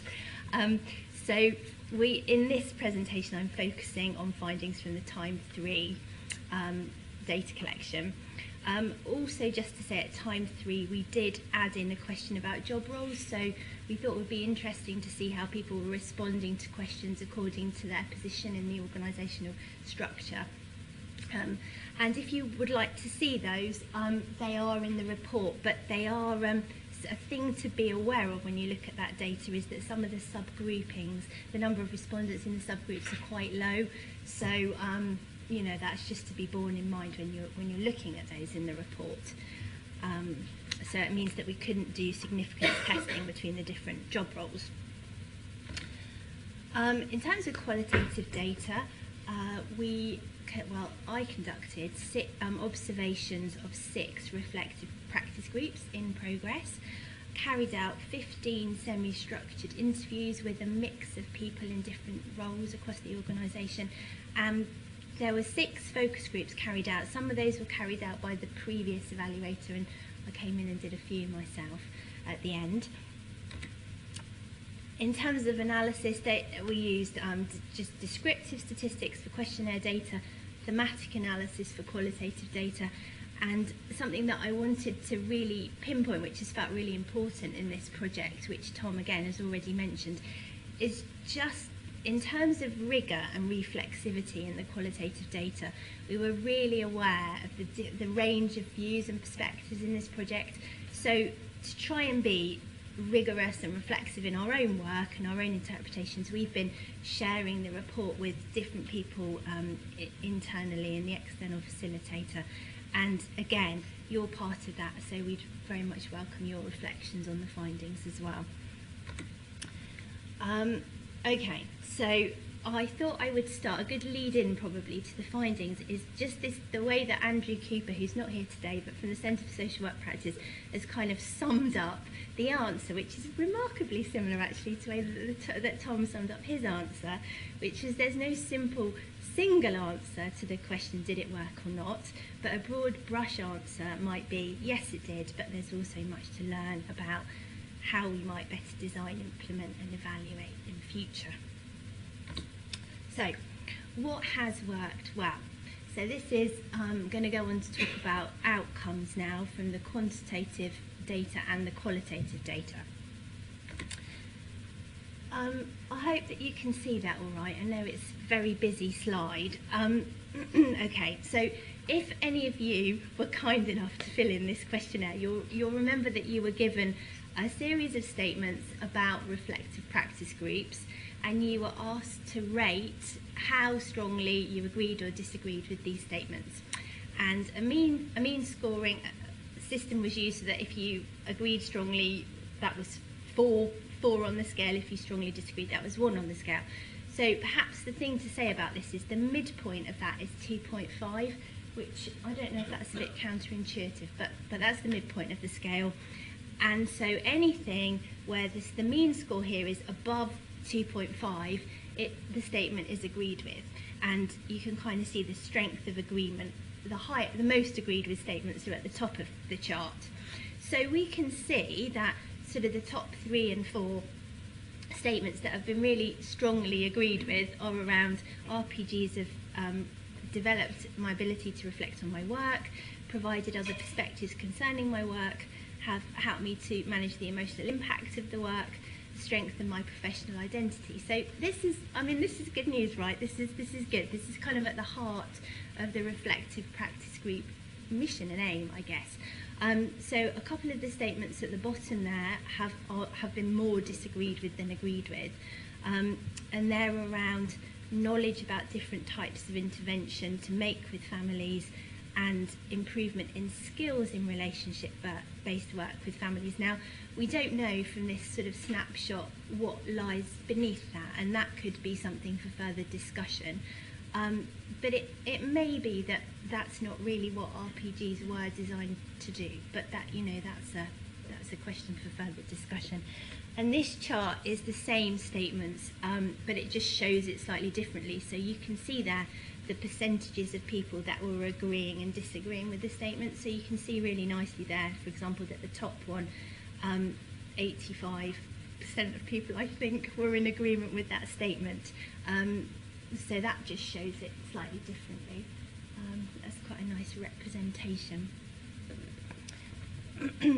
And in terms of the outcomes that arise from the qualitative work, now this is slightly different because in qualitative data collection, you don't give people a list to agree with or disagree. You give people the opportunity to say what they think has been important and what they've got out of things. So these are sort of spontaneous responses, sort of, if you like, from people. And we found that an important theme that came out was that people often said they felt they had a broader sense of the organisation as a whole as a result of being part of reflective practice groups. So, you know, just a sense that it wasn't just them in their role and in their team, but that coming together with other work has made them see that you're all in it together, and kind of enhancing the pride in the work that is being done, really. And that does have some resonance, I think, if we're trying to link back the quant and qual data, that has some resonance with the score around strengthening professional identity from the questionnaire. There was the emotional outcomes were also important in the qualitative data. So people spoke about feeling a sense of validation and reassurance, and this could be kind of twofold, that reassurance that their own concerns and maybe doubts and worries that they were having were being shared by other people. So that made them okay and somehow acceptable, more acceptable than perhaps they felt before. And also just that reassurance from colleagues when they brought dilemmas to reflective practice group, that actually what they were doing and the strategies that they were trying out were, you know, they were good, they were doing good work, and that felt really important to people in a context that is just hard work. So it's good to get that kind of validation and reassurance. Something that came out strongly as well, and I noticed this particularly in the observations actually. So this is a quote from one of the interviews where somebody's saying, you know, you can go in feeling really overwhelmed, but you can come out feeling a bit more on top of things. But actually in the observations on a couple of occasions, I think it was clear to see kind of body language shifting. So people kind of coming in feeling quite weighed down and sitting quite low in the chair, and then at the end actually like a physical demeanour change where people kind of sitting up and just looking a bit brighter. So I could see that in the observations, some of the observations, and feeling supported as well, just knowing that there are people in the you know, in the organisation who care and want to help out with your dilemmas. So just a really important outcome. And again, if we're linking that back to the quantitative scorings, that's got resonance with the statements around managing emotional impact and strain of work. So practice outcomes. Now this is quite interesting because I know particularly the external facilitator who came in wasn't really necessarily expecting to see this yet. You know, perhaps it's something that needs to take time to bed in. But there were a number of quite striking examples that people gave of where they felt that they'd done something differently as a result of taking a problem to reflective practice group. Now these weren't, you know, this wasn't, everybody wasn't saying this, but there was, you know, a few really quite striking examples of, I mean, Tom mentioned it already, and this quote is actually taken from the example that Tom mentioned. I mean, it's been quite watered down because obviously for confidentiality and things, but basically this social worker was saying she was very concerned that she might be assaulted in this family situation because of the dynamics, and she felt it was really getting quite out of hand. But in reflective practice she had a chance to think about how the family may be feeling, how she may be feeding into that, and then just going in and just doing things a bit differently, changing the whole dynamics around. Other people spoke about just becoming aware through hearing themselves talking in reflective practice, just about how stressed they were feeling and thinking, right, I need to do something to change that. So going away and kind of doing things differently in that sense. And other things that were mentioned more frequently, rather than sort of tangible examples of change, were, well, I heard that and I thought that was really interesting, and when I get the chance I will try that. So kind of like storing it up for future use. So if those are the outcomes, the positive outcomes of RPGs, how did that happen? Like, what is it about reflective practice groups that enable these positive outcomes? So going back to the questionnaire data now. So on the questionnaire, attached to those barrage of statements that I showed you earlier, we did put in a number of open-ended questions, which was really asking people to give a little bit more detail about why they scored things as they scored them. Now, these open-ended answers are for the questions. Could you say how the RPG has helped you to understand complex problems in your cases? And could you say how the RPG has helped you manage the emotional impact of your work? Now, it's quite interesting to see the range of responses there. So obviously there's a mix of kind of positives and negatives. So some are saying it really hasn't, limited by low attendance, etc. But the things that I've highlighted in green there, if that's green, is that green? Turquoise? Is what people are saying about the kind of design of RPGs, if you like, that have enabled them to come out with some of those positive things. So diversity of perspective, space for reflection, hearing about each other's cases, talking and sharing, supporting, acknowledging, and safe space away are all messages that came out from the open questions on the questionnaire, and also came out as very important themes in the qualitative work. So in interview and focus group, really importantly, just people spoke a lot about having time and space to think, and this being really important and previously quite unusual, like always feeling the need to do, and rather than having time to stop and think. So just the provision of that time and space being really important. And even though, I mean, the second quotation there kind of acknowledges that even though we may have challenges around the way that they're run or whatever, organisationally it's hugely important that we've got that resource there. So the use of a facilitated and structured model for reflection was important to make this into a different kind of space. So kind of signalling that this wasn't just going to be a place for a chat, this was going to be a place where you followed a structured model that would hopefully facilitate you reflecting and acknowledging things that you otherwise may not have been able to. So providing a structure to people's discussions, getting them to think differently, was going to be challenging and thought-provoking. Now this time and space, there were also some, I know I'm talking about the positive outcomes, but there were a few sort of things that people mentioned along with that. So if you're providing the space, it's really helpful to think about the best space that you can provide and how people can come into that space feeling kind of ready and willing to reflect. So there was issues that came up about timing, and I think there's probably not one answer here. For each group it's probably going to be different, but some people were saying it's much easier to have it first thing because then I don't come in and get involved in a phone call and then I can't make it. Just the travelling between different sites was causing issues for some people. People spoke about, and this has really spoke to me actually, because in one of the focus groups, really kindly, one of the ladies who was helping me set up said, we'll offer tea and coffee, and like that's really nice. So we had it there in the corner. People kind of came into the group and said, that's not for us, is it? I was like, yeah, it is. And people were really pleased to be offered that. And in fact, I kind of forgot to mention it, but people really liked the fact that it was there and felt that it signalled something about a kind of physical welcome and come in. So that might just be something to think about where possible.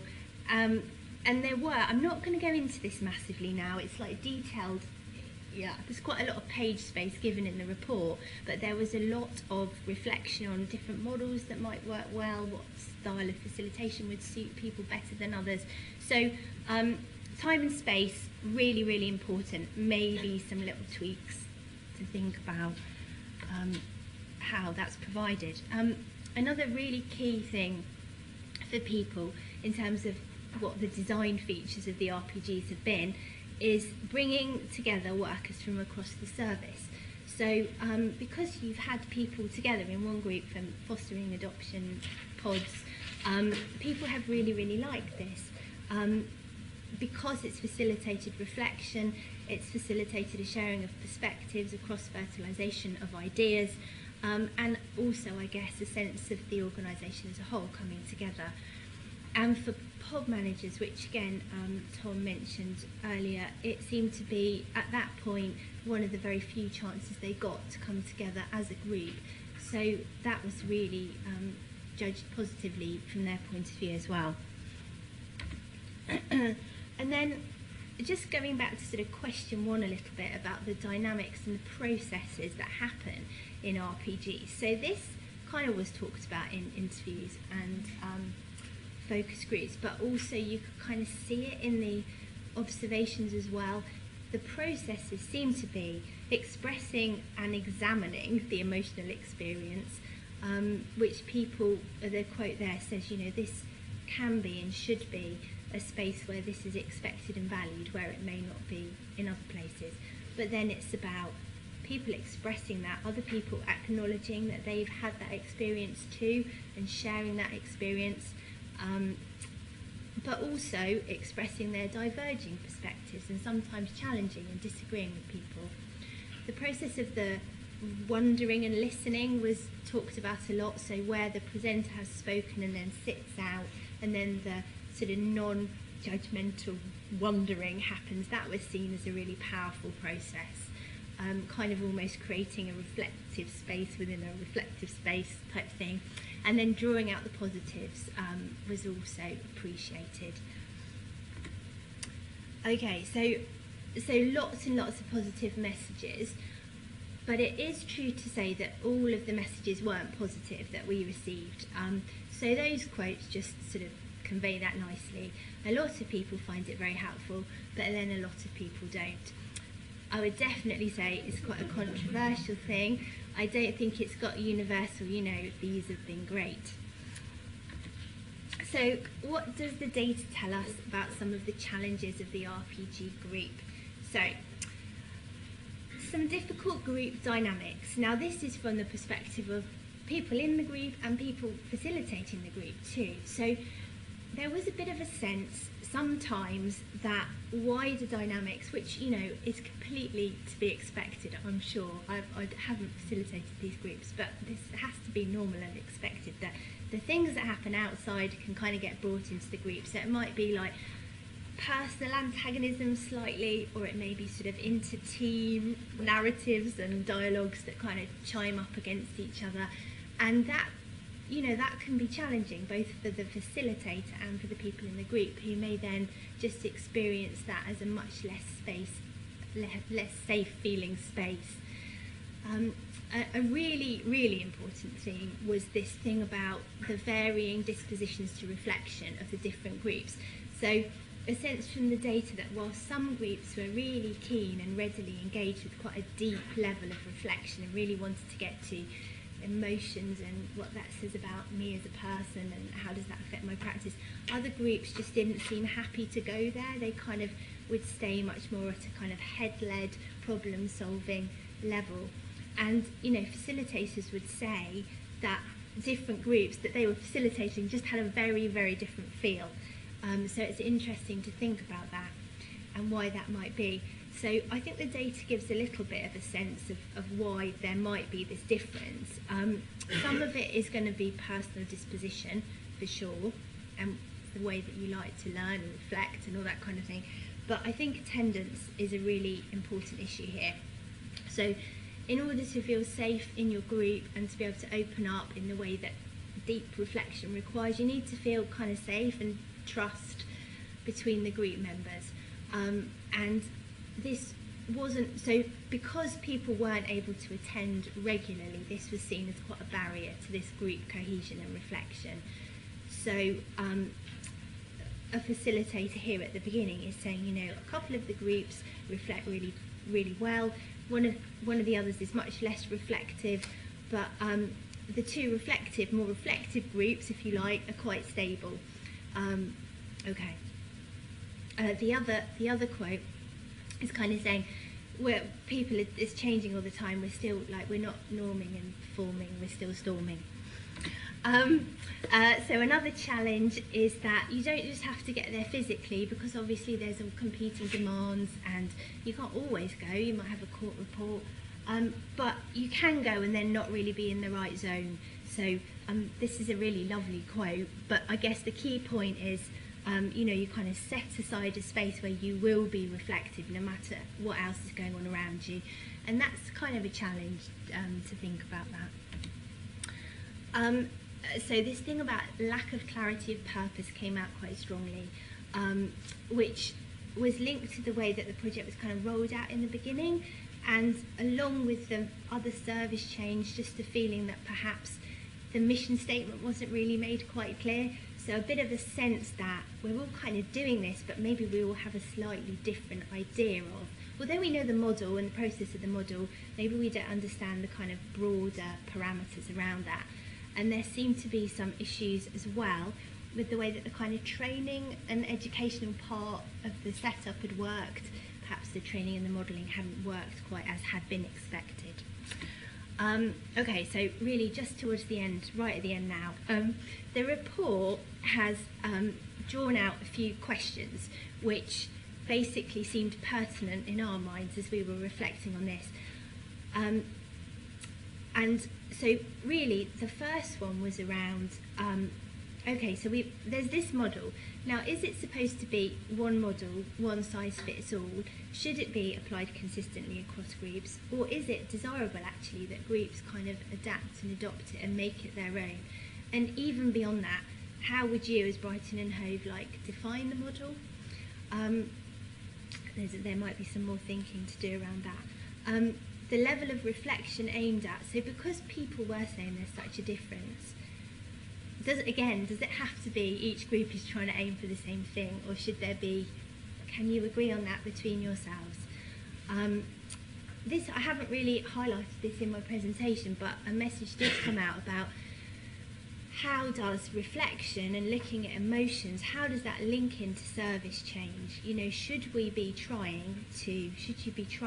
facilitator be linking the themes back? If so, how? What are the processes for that? Does everybody consent to that? And that feeds into the role of facilitator, you know, how you might like to define that going forward. And then I felt this was a little bit controversial, but, you know, does everybody need to go through reflective practice? Because if people really don't like it and they don't work well like that, and if that causes some tricky dynamics in the group, or if other teams, because a number of workers said to me, actually we reflect loads in our team, I've got lots and lots of opportunity for this already, so this feels really less useful to me. And there is some evidence, a little bit from the literature, that often they're offered on a voluntary basis, so I'll just throw that in. Yeah, so I'm at the end, just to say that this has been a small scale evaluation, and it's attempted to reflect a real range of opinion. The questions that it raised in our minds may not match the questions that it raises in your minds, and we certainly aren't professing to kind of stand here with the answers, but we just would like to be seen as kind of a point on your development of learning and reflection, and that the conversations and discussions that the report has already been provoking and hopefully will continue to provoke will be as important as the findings. So if anybody has got any thoughts and reflections now or would like to feed them back later, that would be really welcome.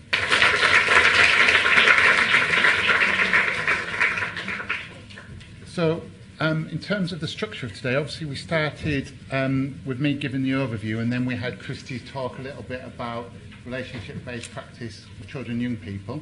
Obviously the idea was then that Amanda was talking a little bit about the organisation and the containment that the organisation can offer to practitioners. And then the final presentation is going to try and look a bit more widely at the overall system, and some of our PECs, our professional education consultants, are going to come up and talk to you about the teaching partnership. Hi everybody, I think our presentation follows really well from Amanda, so there'll be similar themes. I'm really aware though that you've sat here for quite a long time looking at the screen and watching people. Our presentation isn't aimed to be very long. If I just read out the slides, it'd be about 20 minutes, so you could be able to hang on for just a bit longer. That'd be great. I'm Jo Moore.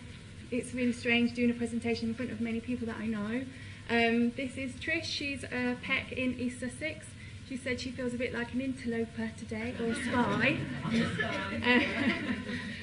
But I think it's really helpful her being here to show sort of we are collaborating with the teaching partnership. And this is Martin, fellow PEC in Children's Services with me. We're going to talk a little bit about how the teaching partnership works, what is involved in it, and then also talk about the Student Learning Hub, which is what we're involved in largely. And we did an evaluation, which now that I've seen everyone else's evaluation is a really novice evaluation. I'm really embarrassed to say, completely unrigorous, and we winged it basically. So we'll talk a bit about that, and clearly it's not conclusive, though there are going to be some professional evaluators undertaking further work on it. So who's the partnership with? We're with the University of Sussex, the University of Brighton, East Sussex County Council and Brighton and Hove City Council. Our official name is the South Coast Regional Centre, but we just say teaching partnership for ease, really.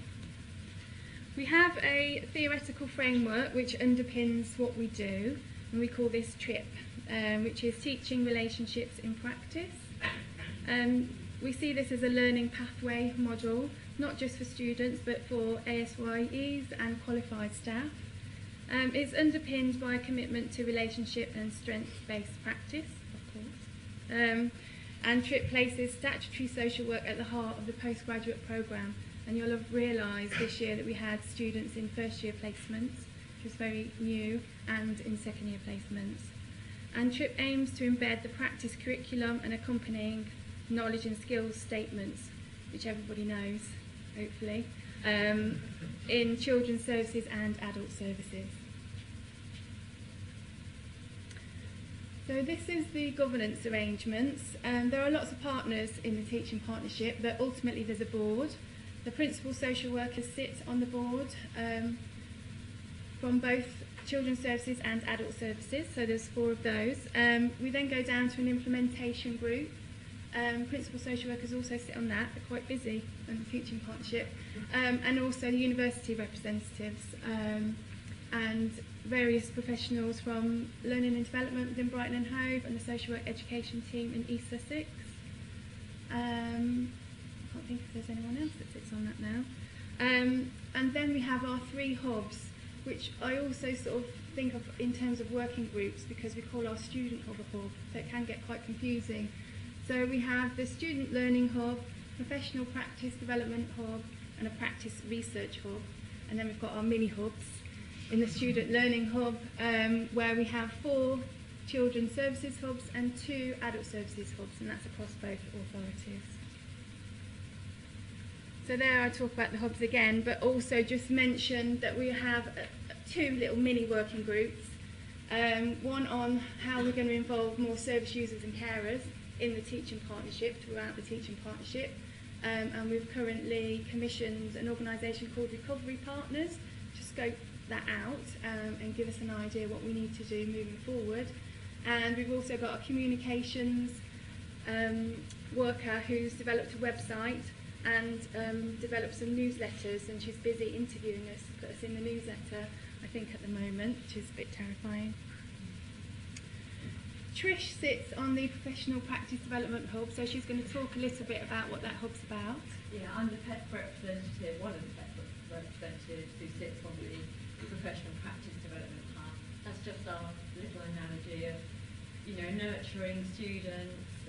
Everybody needs that support, and we're hoping that we're kind of giving that within our student hub.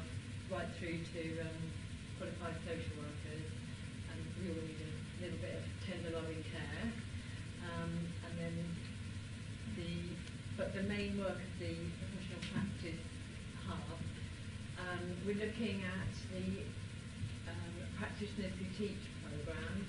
At the moment, across both local authorities, there's about 60 practitioners who come into the universities and deliver the workshops, and people really enjoy that experience. People who have said back that they really like to be involved in that. Another part of the development hub is the academics into practice, and I think across both Brighton and Hove and Sussex, there's currently about 14 lecturers who are going to be coming into practice in October time, spending a few days in practice, which I think we're all kind of quite excited about. And another area is the trying to support our practice educators across both local authorities. We know practice educators do a great job, but I think it's a very isolating experience and can feel quite isolating at times. And part of the PEP role is to try and support practice educators and help to strengthen that. I know Joe's going to be looking at maybe doing some action learning steps with the practice educators in Brighton and Hove, and my colleagues are working out how we're going to be developing our practice educators, but that's part of our remit. And I think what we haven't said up there as well is just, it was mentioned earlier, the clan model in Brighton, which is the CPD for all social workers, and East Sussex have their own model as well, and that we're kind of looking at those things within this hub. Okay. Thanks, Trish. Martin sits on our practice research hub, so you're going to speak a little bit about what that hub does. So I sit with the practice research hub. I thought I'd just ask you first question, show of hands. How many of you are involved in practice research?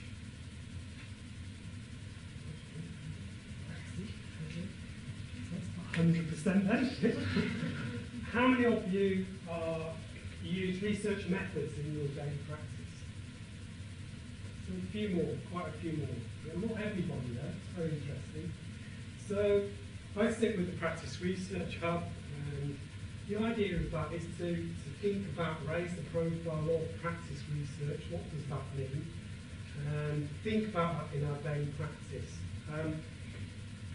We've been sitting since February. We've been involved in getting events together, reflective practice events to talk about practice research, to think a bit about the barriers and opportunities for practice research. We've also linked in with existing initiatives that have been happening, again, about practice research. And the main aim really is to implement 4 projects between September and March, so September 2017 and March 2018, and look at, again, the whole idea of what that means in day-to-day practice. So give practitioners the opportunity to engage in research, provide some insight into practice. At the moment, we put out expressions of interest, and they come in, and we're going to look at teasing apart which is the most appropriate project to take forward.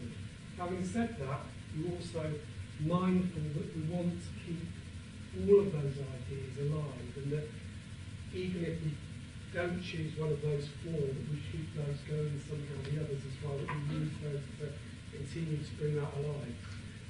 The kind of things we're going to be looking at is barriers, because daily practice is not easy, and look at, in March, ideas about how to disseminate that information, and also how to sustain practice research to improve the quality of what we're doing here. And that's it. So the next hub is a student learning hub, a load of meerkats, it seems. So the point of the student learning hub, there's a lot, to further strengthen the professional training and links between the universities and the local authority, and that's been a really exciting part of the teaching partnership and a great opportunity, I think. It's to provide some continuity for the students' learning and development for their first and their second year placement, and to develop their ability to think and practice reflectively via group supervision early on, and provide a depth and breadth of experience for the ASYE year, and to develop skills in terms of emotional resilience needed within statutory social work, and again to embed the knowledge and skills statements.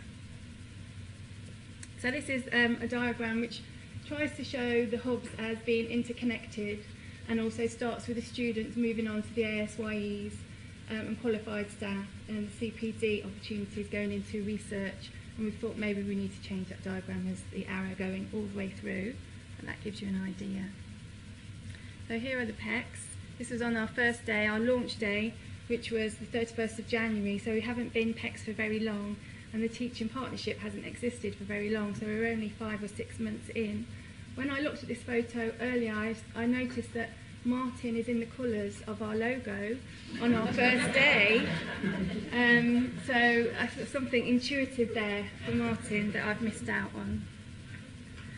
So this is more to talk about how the Student Hub works in action. So it's led by ourselves, the PECs, and we provide weekly group supervision. 1 week is a case discussion, the other week skills development. So that doesn't often work that neatly in practice, depending on what people bring, and it's very much student-led, and we don't go in with a specific agenda. The hub consists of about 6 to 8 students, so Trish, you only had 4, and colleague in East Sussex only had 4, but we can have a maximum of 8, and they'll be from both universities, which they really liked actually, because it gave them an opportunity to go, so how many essays do you need to write? How many study days do you have? And as I said, there are 6 of us, so there are aims to expand, I believe, Tom, in terms of our role, so which would be good. And we receive monthly reflective group supervision facilitated by Gillian Roosh here at the university, and that's really helpful for us in a way that we're modelling the model, and we can also appreciate how it feels for our students, and we're going through similar parallel processes actually in terms of our group development.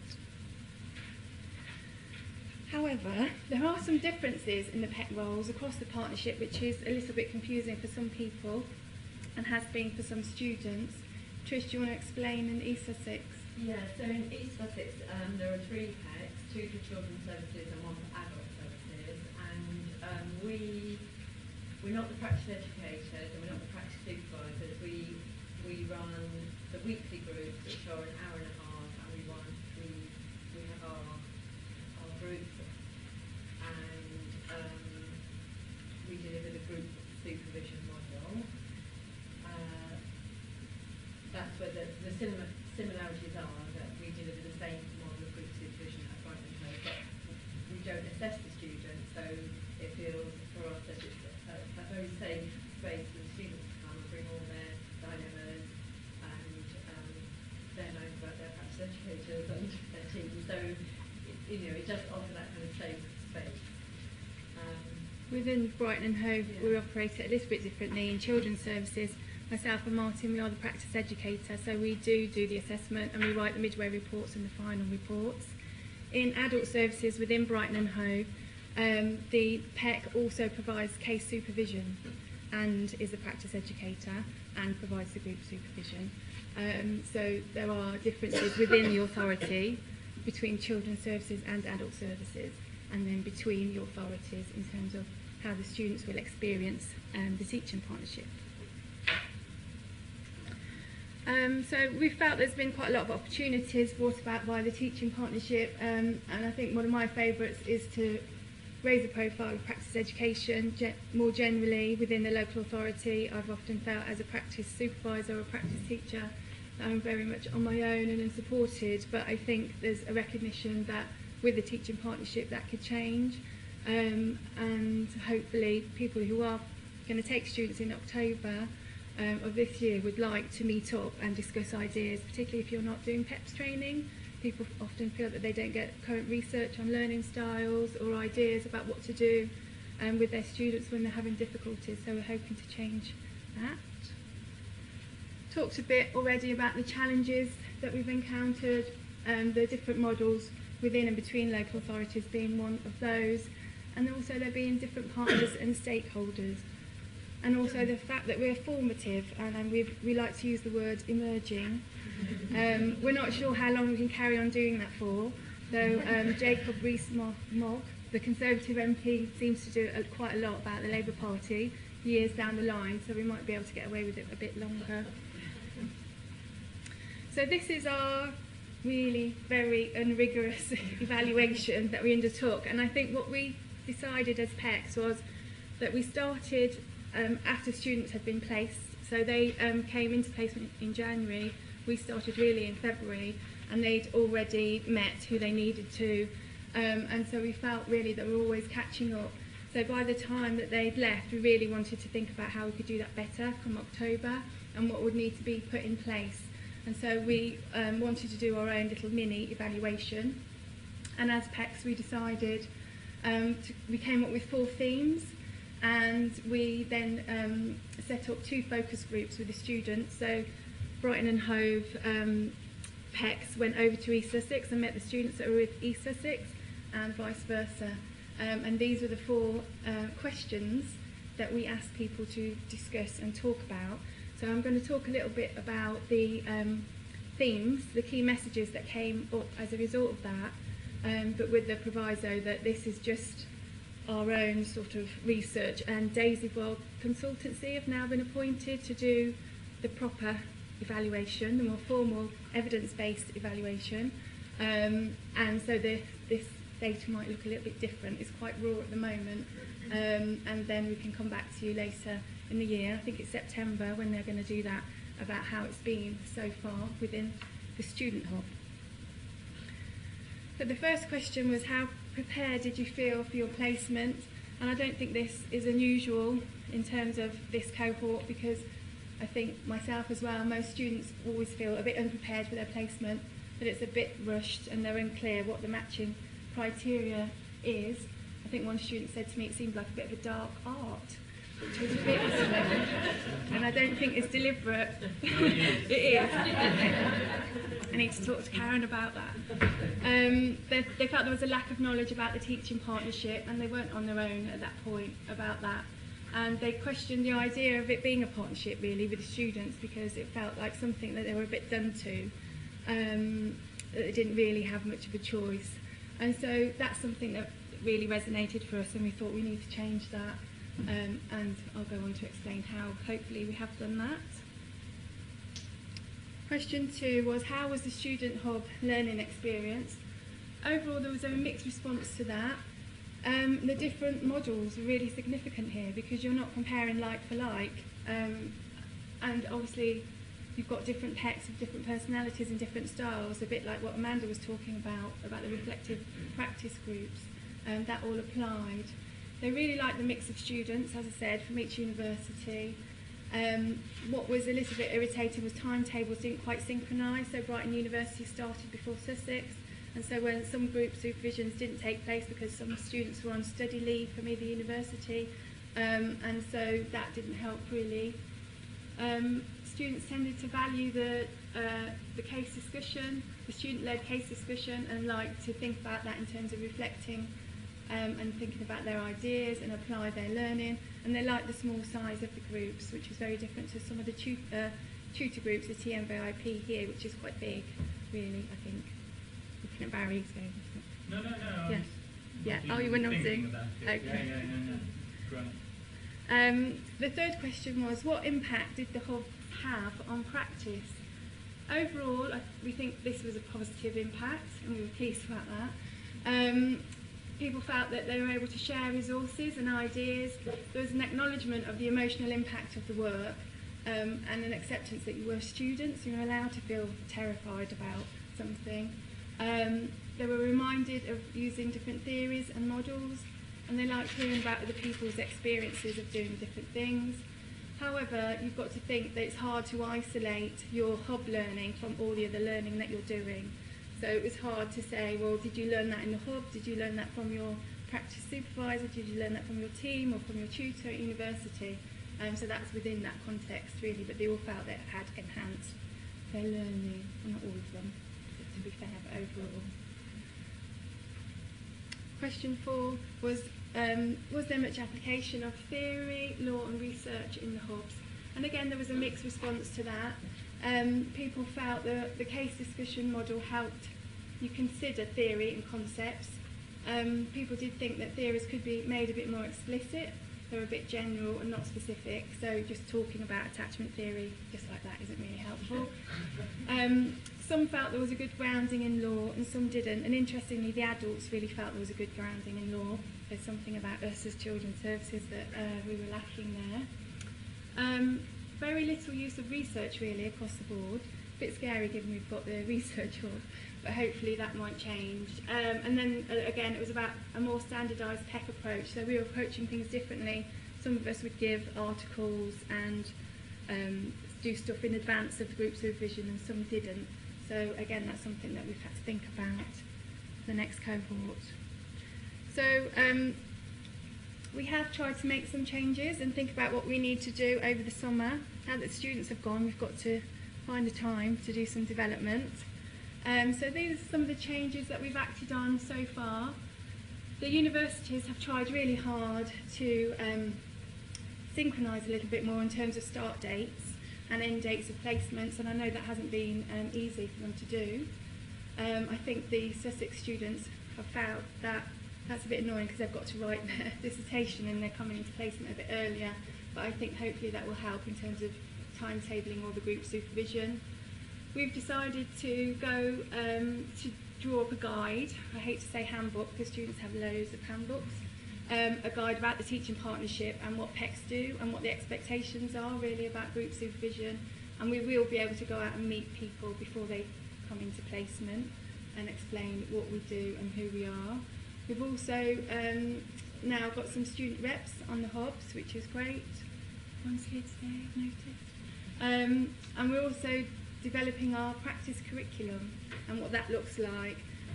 We were all given some specialist training in attachment and motivational interviewing and other stuff, but I think we can now have some more time to think about, in terms of the skills development, what are the messages and how can we show relationship-based practice in different ways. We're trying, as Trish said, to involve practice supervisors more in what we're doing, especially in East Sussex when your role is not as practice educator, to discuss how you can support each other. And also I spoke about, trying to increase the status of practice education within Brighton and Hove. And then to finish off on the independent evaluation, which Daisy Bog are going to complete by September 2017, hopefully. Okay, so I think that's it.